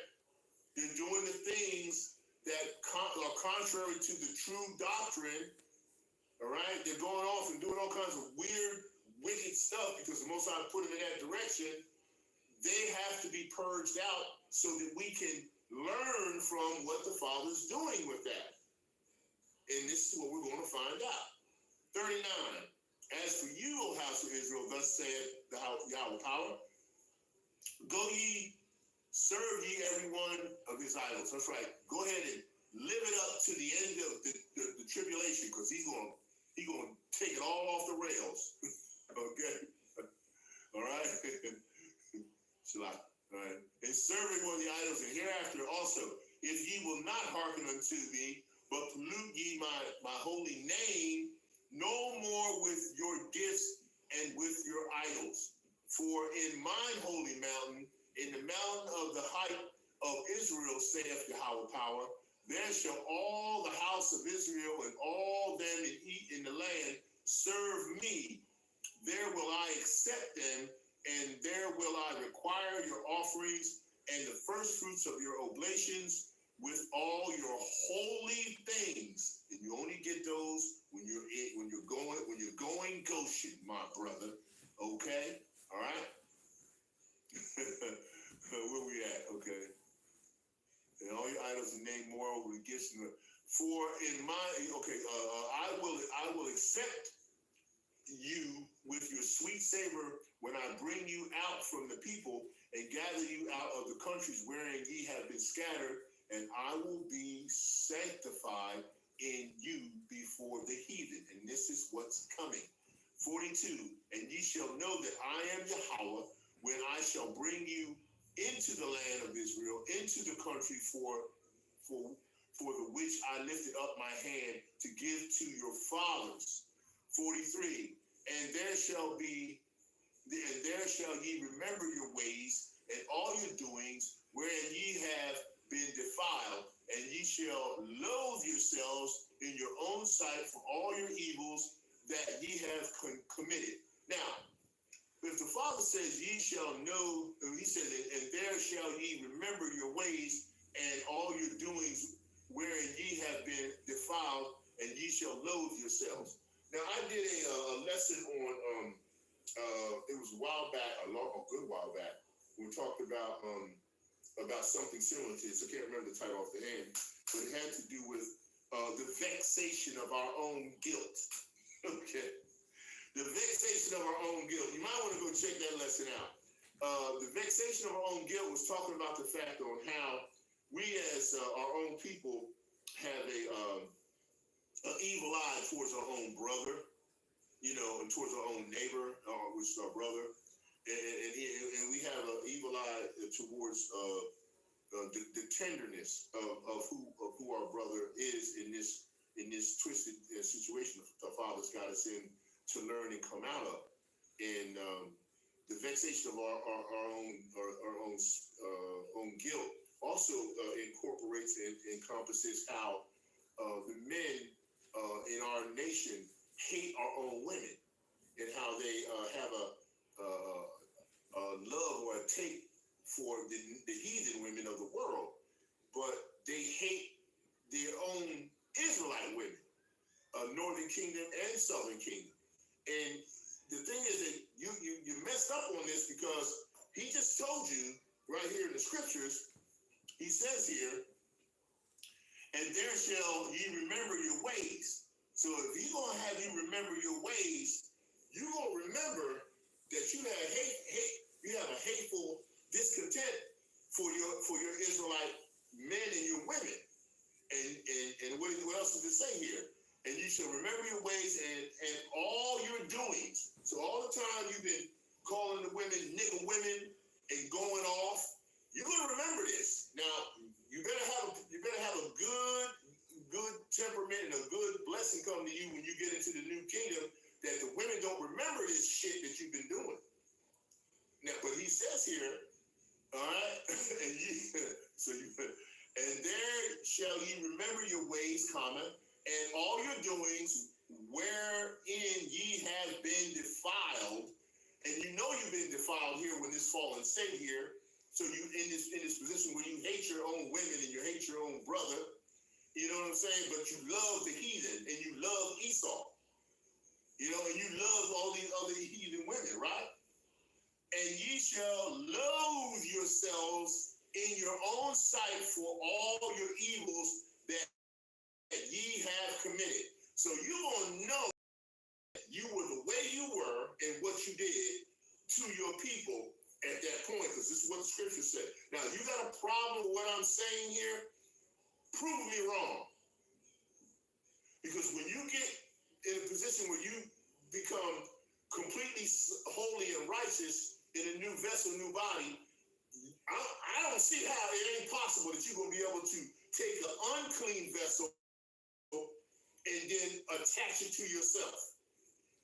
How are you going to do that? How does that work? You cannot remove the reproach of a heathen. They that way. You can't remove Esau's reproach or Esau's woman's reproach. So you can't have that Esau cave beast woman as some kind of a second wife or concubine, because they're not going to be in existence. They're going into slavery, and they're not going to be clean. And when you become a sovereign, clean being in the new covenant, you can't remove the reproach of a cave beast. So how you going to do that? How you going to remove the reproach of any heathen? The only reproach that I see can be removed from understanding the way the Most High operates is your own women. That's the only way you can do that. Can you remove the reproach of a Moabite? An Amorite? Can you? Where does it say that? I mean, it's good to, if I'm wrong, show me. Show me where you can remove the reproach of an Edomite woman.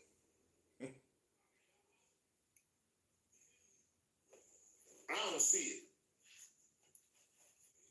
Not digressing, want to get back to what I'm talking about. The Edomites, they get to go. They're gonna do what they gotta do. They're gonna perform their portion of the slavery, and then the Most High takes care of the rest of whatever happens to those spirits. You ain't got nothing to do with it. Okay? When it comes to that. Let's just make sure we're perfectly clear on this. All right? Now, again, we're going to finish. Ye shall know that I am Yahawah when I shall bring you into the land of Israel, into the country for the which I lifted up my hand to give to your fathers. And there shall ye remember your ways and all your doings, wherein ye have been defiled, and ye shall loathe yourselves in your own sight for all your evils that ye have committed. 44. And ye shall know that I am Yahawah when I have brought with you for my name's sake, not according to your wicked ways, not according to your corrupt doings, O ye house of Israel, saith Yahawah power. Okay?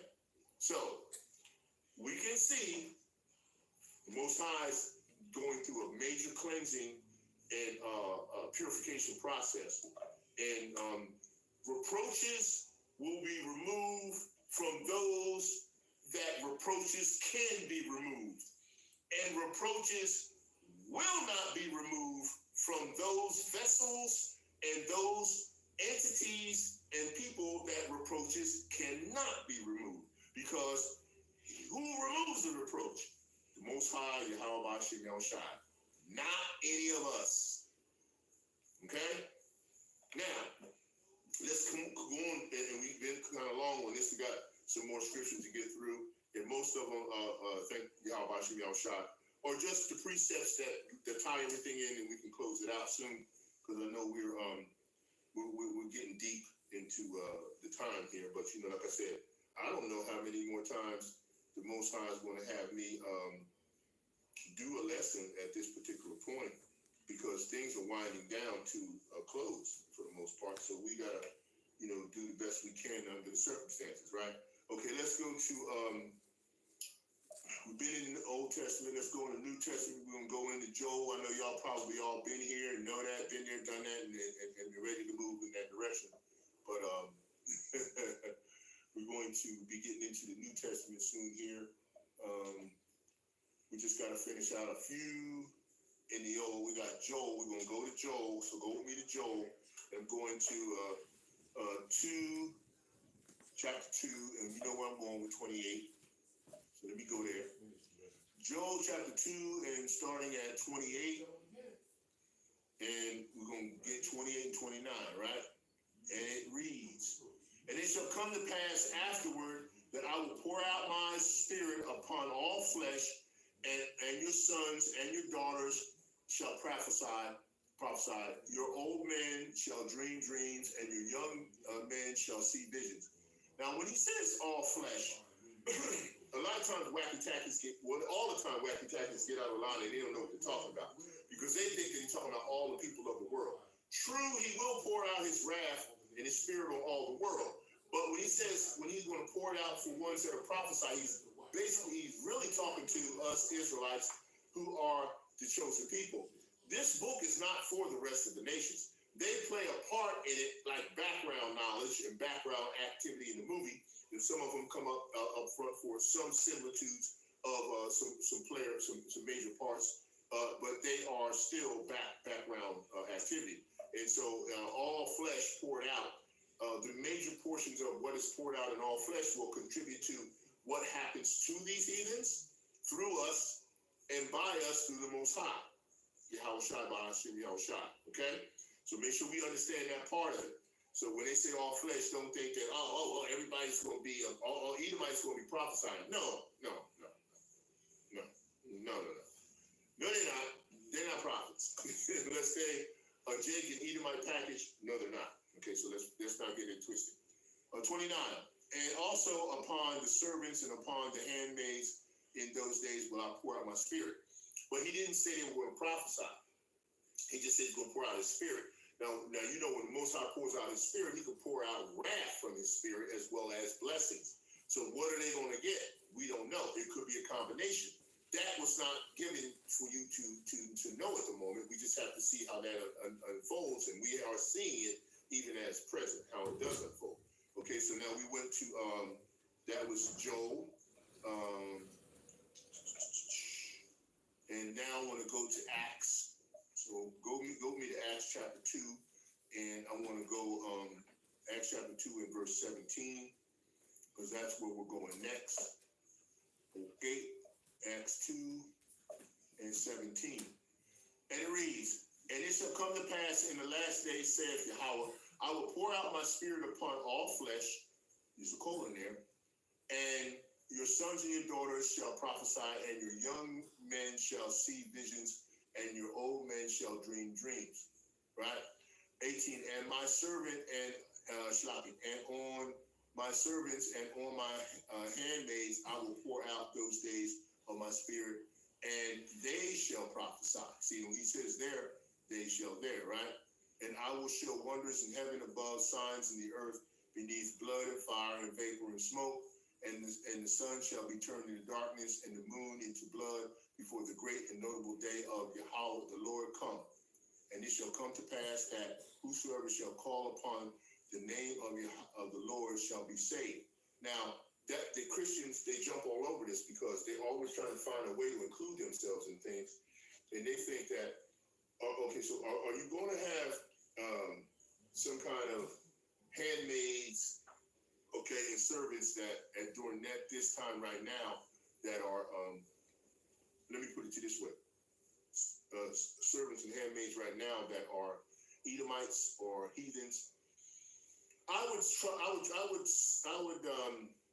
safe to say no, because most of your handmaids and servants are usually at this point in time Israelites.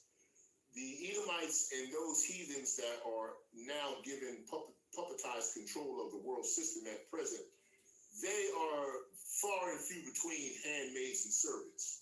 Okay, we seem to be occupying that space quite effectively and fluidly.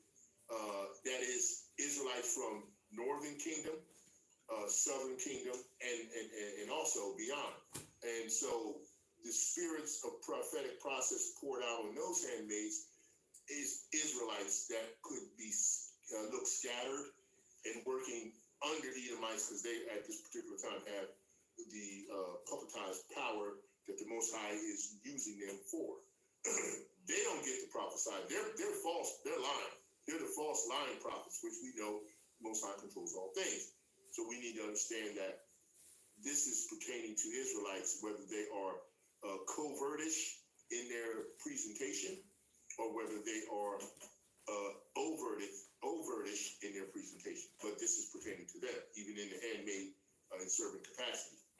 to make sure you know that. Servants and on my handmaidens. Israelites, not heathens. They ain't getting this, okay? They don't get to prophesy, all right? That was, of course, like I said, that was Acts chapter 2:17. And now we're going to go to, what? Zephaniah? Yeah. Zephaniah 3, and I want 8, right? Zephaniah 3, verse 8, it says, therefore wait ye upon me, saith Yahawah, until the day that I rise up to the prey, for my determination is to gather the nations. Okay, now hold that thought with the nations, that I may assemble the kingdoms to pour upon them my indignation, even all my fierce anger, for all the earth shall be devoured with the fire of my jealousy. Now the Most High showing you that he's kicking, dragging, and taking nations, okay? Now, when you use nations, it can be intermingled with Gentiles. It used to just be nations until they Septuagintly started factoring in the word Gentile to muddy the mirror, smear the mirror, and make you think that Edomites and certain heathens are included. Don't walk past that, okay? All right? Just wanted to get that out, but I need to get that precept. Okay, next, we're going to Zechariah. We just came off of Zephaniah. We're going to Zechariah, and we're going to Zechariah 12, and we're going to hit precept 10. And it reads, and I will pour upon the house of David and upon the inhabitants of Jerusalem. See, we're pouring. Again, when I talk in reference to what's being poured, it is drawing you back to what? Continuous creation is self-sustaining. Anytime something's poured out, it fills whatever is poured into or onto. You pour water into a glass, it forms that glass, okay? You pour water over that glass, it covers that glass, and it flows across it. What does water do also, as a metaphor? It is a self-sustaining, continuous development. It's a phase. It's one of the phases of continuous development. Water goes through a cycle, right? It can go up as steam, come back down as rain. It could be frozen as ice, water, and snow. So it has a continuous metabolistic phase of sustainability, okay? If you can receive it. Okay, I'm just talking to you, to me, this is like an 8th grade level, if you can understand it, all right? Okay. Okay. Again, we're reading Zechariah 12:10. And I will pour upon the house of David and upon the inhabitants of Jerusalem the spirit of grace and supplication, and they shall look upon me whom they have pierced, and they shall mourn for him as one mourneth for his only son, and shall be in bitterness for him as one that is in bitterness for his firstborn. Okay? There's a lot in that, but you should be able to get it if you've been in this long enough as the elect to understand all of that in the sequence thereof. Shall look upon whom they have pierced. Okay? Regeneration. All right? And they shall mourn for him. Why? Because they see the majesty and the magnitude of what he did, that the Most High set him forth for sacrifice for us. Okay? All right? As one mourneth for his only son, and shall be in bitterness for him as one that is in bitterness for his firstborn.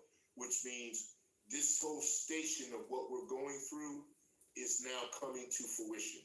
And the bitterness is there on both platforms, no matter who you are. Okay? All right, the next one we're going to is Hosea. and we're going to go to chapter 5, and we're going to get 10. And it reads, the princes of Judah were like them that remove the bond thereof. I will pour out my wrath upon them like water. Read it again. Okay? The princes of Judah were like them that remove the bond. Why? Because Ephraim shall be a desolate in the day of rebuke. Among the tribes of Israel have I made known that which shall surely be. Right? So we got a lot of wickedness that has to be managed and is being managed towards education to know what's necessary for purification, cleansing, in the creation and existing of our cycle of infinity, as far as the phases go of balance, as far as our creation is. We got to get through those phases of balance, and we can't get through them without that infinitive creative process the Most High has through his continuous creation of self-sustainability, and we need to understand that. Okay, right now we're going to go from there. We're going to go to next precept is going to be Jeremiah chapter 10, 25. Jeremiah 10, 25. So go with me to Jeremiah chapter 10, and we're going to read 25. And it reads, pour out thy fury upon the heathen that know thee not, and upon the families that call not on thy name. For they have eaten up Jacob and devoured him and consumed him and have made his habitation desolate. Let me read it again. Like I said before, when the Most High does the pour out process, as far as the continuous creation of self-sustainability in that phase of infinity, wrath comes with pour out as well as blessing. You know, just like when we talk about the 7 vials and the 7 veils, and and everything that's poured out, right? And then what the angels pour out, that spirit of what's poured out will cover a multitude of various things in that sustainability process. Okay, I'll read 25 again. Pour out thy fury. Okay, all right. Let me give it to you. All right, I'll go up a little bit so that you can hear why it's doing this to the heathen. 23. O Yahawah, I know that the way of man is not in himself. What? Time out. Are you kidding me? Yes, because he controls all things. It is not in man that walketh to direct his steps. So stop freaking out over the stuff the Most High is doing to the bug outs, because he just told you here. The Most High, O Yahawah, I know that the way of man is not in himself. You control that. It is not in man that walketh to direct his steps. O Yahawah, correct me, but with judgment, not in thine anger, lest thou bring me to nothing. Stop messing with the Most High's program and thinking you need to correct it. He's doing it this way. I'm not going to go off on a tangent. I'm getting back to 25. Pour out thy fury upon the heathen that know thee not. And these JC Jesus Christ cats, even the ones in the elect, are the ones who claim to be in the truth, which clearly they're not if they're not using the sacred name. He's pouring it out on you. Okay? And upon the families that call not on thy name, for they have eaten up Jacob and devoured him and consumed him and have made his habitation desolate. Okay? Clearly we can see that. All right? Next we're going to go to Jeremiah, stay there, 14. And we're going to go Jeremiah 14 and 16. And it reads, and the people to whom they prophesied shall be cast out in the streets of Jerusalem because of the famine and the sword, and they shall have none to bury them. Their wives, nor their sons, nor their daughters for I will pour their wickedness upon them. See? When I keep telling you, when he talks about pouring something out, what is it, people? The continuous creation of self-sustainability operating under the phases of balance. He's pouring out the Spirit on this stuff that has to happen. Okay? Let's go to 18, Jeremiah chapter 18, right? And we're going to read 21. And it reads, therefore deliver up their children to the famine and pour out their blood by the force of the sword, and let their wives be bereaved of their children, and widows and their men be put to death. Let their young men be slain by the sword in battle. And this is what we're talking about, what's happening and what's coming. Okay? Do you know what's happening? Are you awake? Are you aware? You need to understand. Okay, now we're going from 18 Jeremiah, we're going to Psalms chapter 42 and 4. Okay, so go to Psalms 42. Psalms chapter 42. And we got precept 4.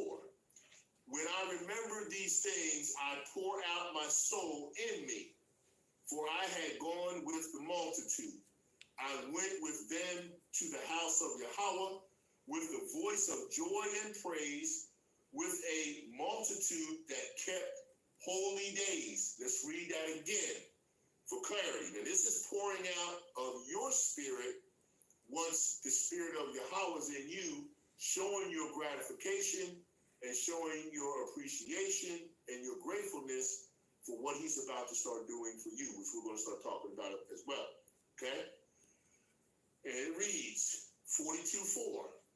When I remember these things, I pour out my soul in me, for I had gone with the multitude. I went with them to the house of Yahawah with a voice of joy and praise. You hear that? Praise, not just prayer. Praise, okay? With a multitude that kept holy days. All right? And if I read the next line, which I'll throw it at, I'll give it to you. Why art thou cast down, O my soul, question, and why art thou disquieted in me? Hope thou in Yahawah, for I shall yet praise him for the help of his countenance. Okay? Praise him. Figure it out. Psalm 62. Okay? That's the next precept. We can rewind down. We're almost there. And verse 8. And it reads, trust in him at all times, ye people. Pour out your heart before him. Yahawah is a refuge for us. Selah. Okay? You can't trust in oppression and become not vain in robbery. If riches increase, set not your heart upon them. All right? That was Psalm 68:8 and 9. All right, now next we're going to Proverbs. We're getting down to the end now. Proverbs. And we're going in verse 23, and it reads, turn you at my reproof. Behold, I will pour out my spirit upon you, right? I will make known my works unto you, right? 24, because I have called and ye refused, I have stretched out my hand, and no man regarded it. But ye have set at naught at my counsel, and would none of my reproof. I also will laugh at your calamity, and will mock when your fear cometh. Okay? And when your fear cometh as desolation, and your destruction cometh as a whirlwind, when distress and anguish cometh upon you, then shall they call upon me, and I will not answer. They shall seek me early, and they shall not find me. For that they hated knowledge and did not choose to fear Yahawah. They would none of my counsel. They despise all my reproof. Therefore shall they eat of the fruit of their own way, and be filled with their own devices. For the turning away of the simple shall slay them, and the prosperity of the fool shall destroy them. And the last verse, and it reads, but whoso hearkeneth unto me shall dwell safely and shall be quiet from fear of evil. So, if you're listening to your camp and they're giving you some bad doctrine and they're telling you to do some stuff that you clearly know the Most High can tell you to do, and you go ahead and do it anyway because you want to follow what they're saying as opposed to following what YAHAWASH is telling you through the Father, then all of this applies to you. And your calamity's coming, and he's going to mock, he's going to laugh, and you're going to seek him, and you're not going to get him or find him. So if you ain't picking up on the directives and on the clues and going and doing the Goshen rule that Noah did, that Ezekiel did, that Joseph did, that Isaiah did, if you're not doing that, hey, then get ready for the sword and get ready for a lot of stress and anguish, like the Father said here. You know, whirlwind, when stress and anguish cometh upon you, then shall they call upon me, but I will not answer. They shall seek me early, but shall not find me. So this is what you're going to get. It's as simple as that. Okay? All right. That was Proverbs 1. Now we're going to go to Isaiah. We're going to wrap it up here. We only got a couple more precepts and then we'll be done. Isaiah 44:3. So let's go to Isaiah and we're going to 44. And verse 3, it reads, For I will pour water upon him that is thirsty, and floods upon the dry ground, and I will pour my spirit upon thy seed, and my blessing upon thine offspring.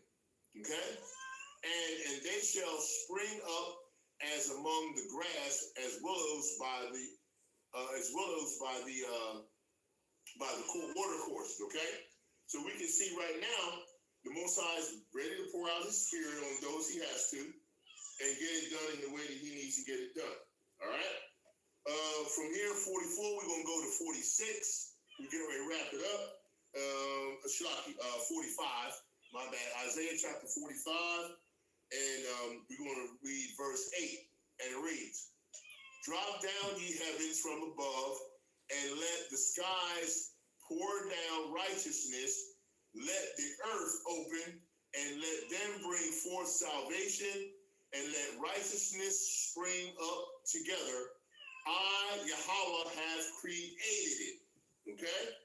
So that takes care of, and then we're going to close out with Revelation, and we're going to bring in Revelation chapter 16, which will preclude, and that will finish off the lesson. Most High wanted me to get out. I did have one. Yep.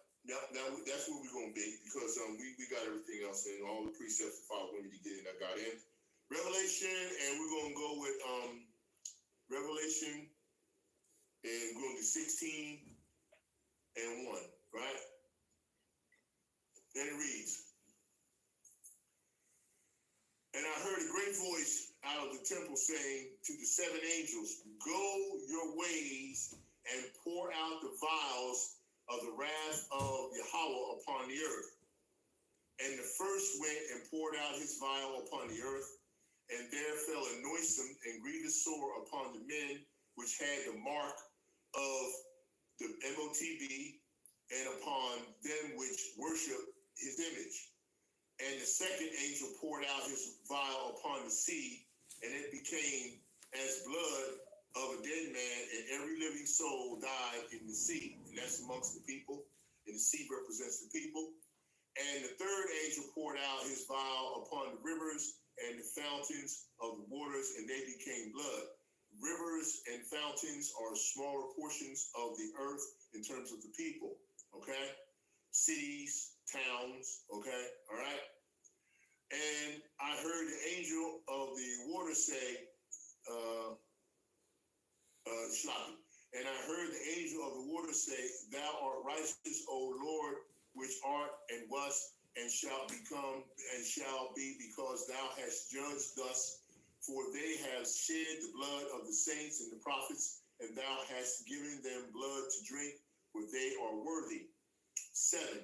And I heard another out of the altar say, even so, Lord Almighty, Yahawah, power, true and righteous are thy judgments. And the 4th angel poured out his vial, and upon the sun, and the power was given unto him to scorch men with fire. We got the nuclear coming, as well as the chariots and the lasers, okay? And men were scorched with great heat and blasphemed the name of the Most High Yahawah, which had power over these plagues, and they repented not to give him glory.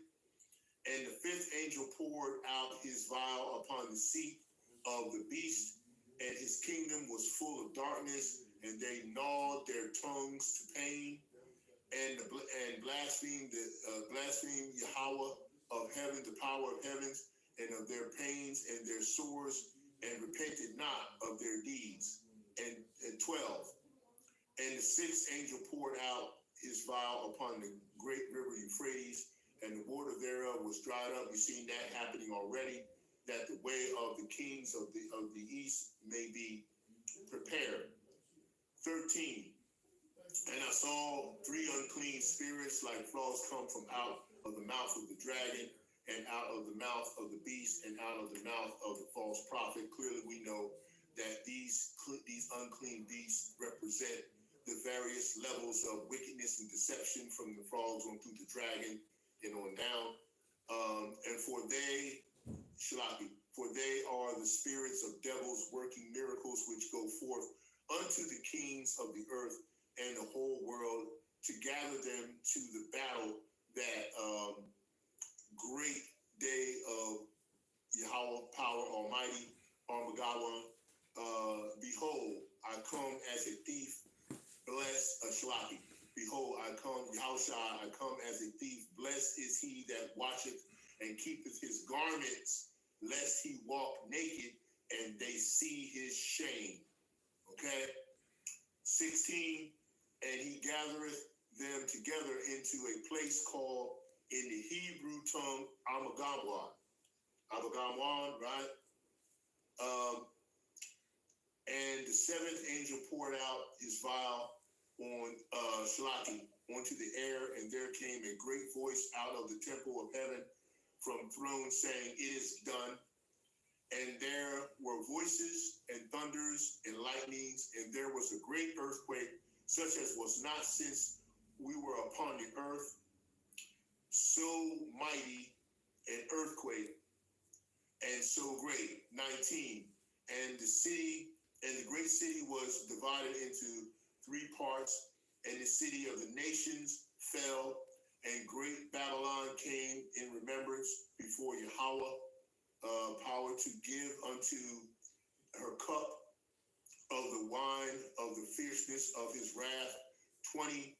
And every island fled away, and the mountains were not found. And finishing up, 21, and there fell upon men a great hail out of heaven, every stone about the weight of a talent, about weight about as much as a car. And men blasphemed Yahawah power because of the plagues of the hail, for the plague thereof was exceedingly great. Yahawah,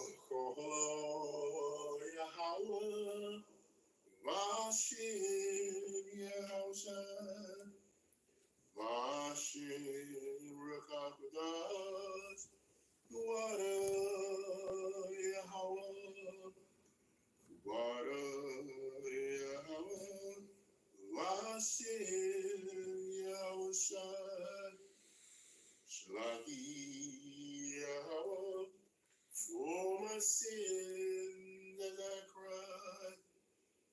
BAHASHAM, Yahawah, for your mercy all the time.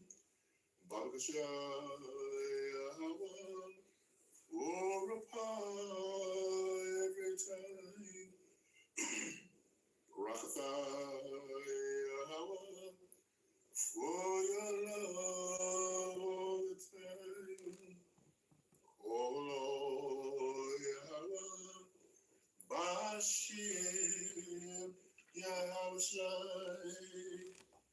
Oh Lord, YAHAWASHI'S, YAHAWASHI'S. All right. And then we'll have to close out here.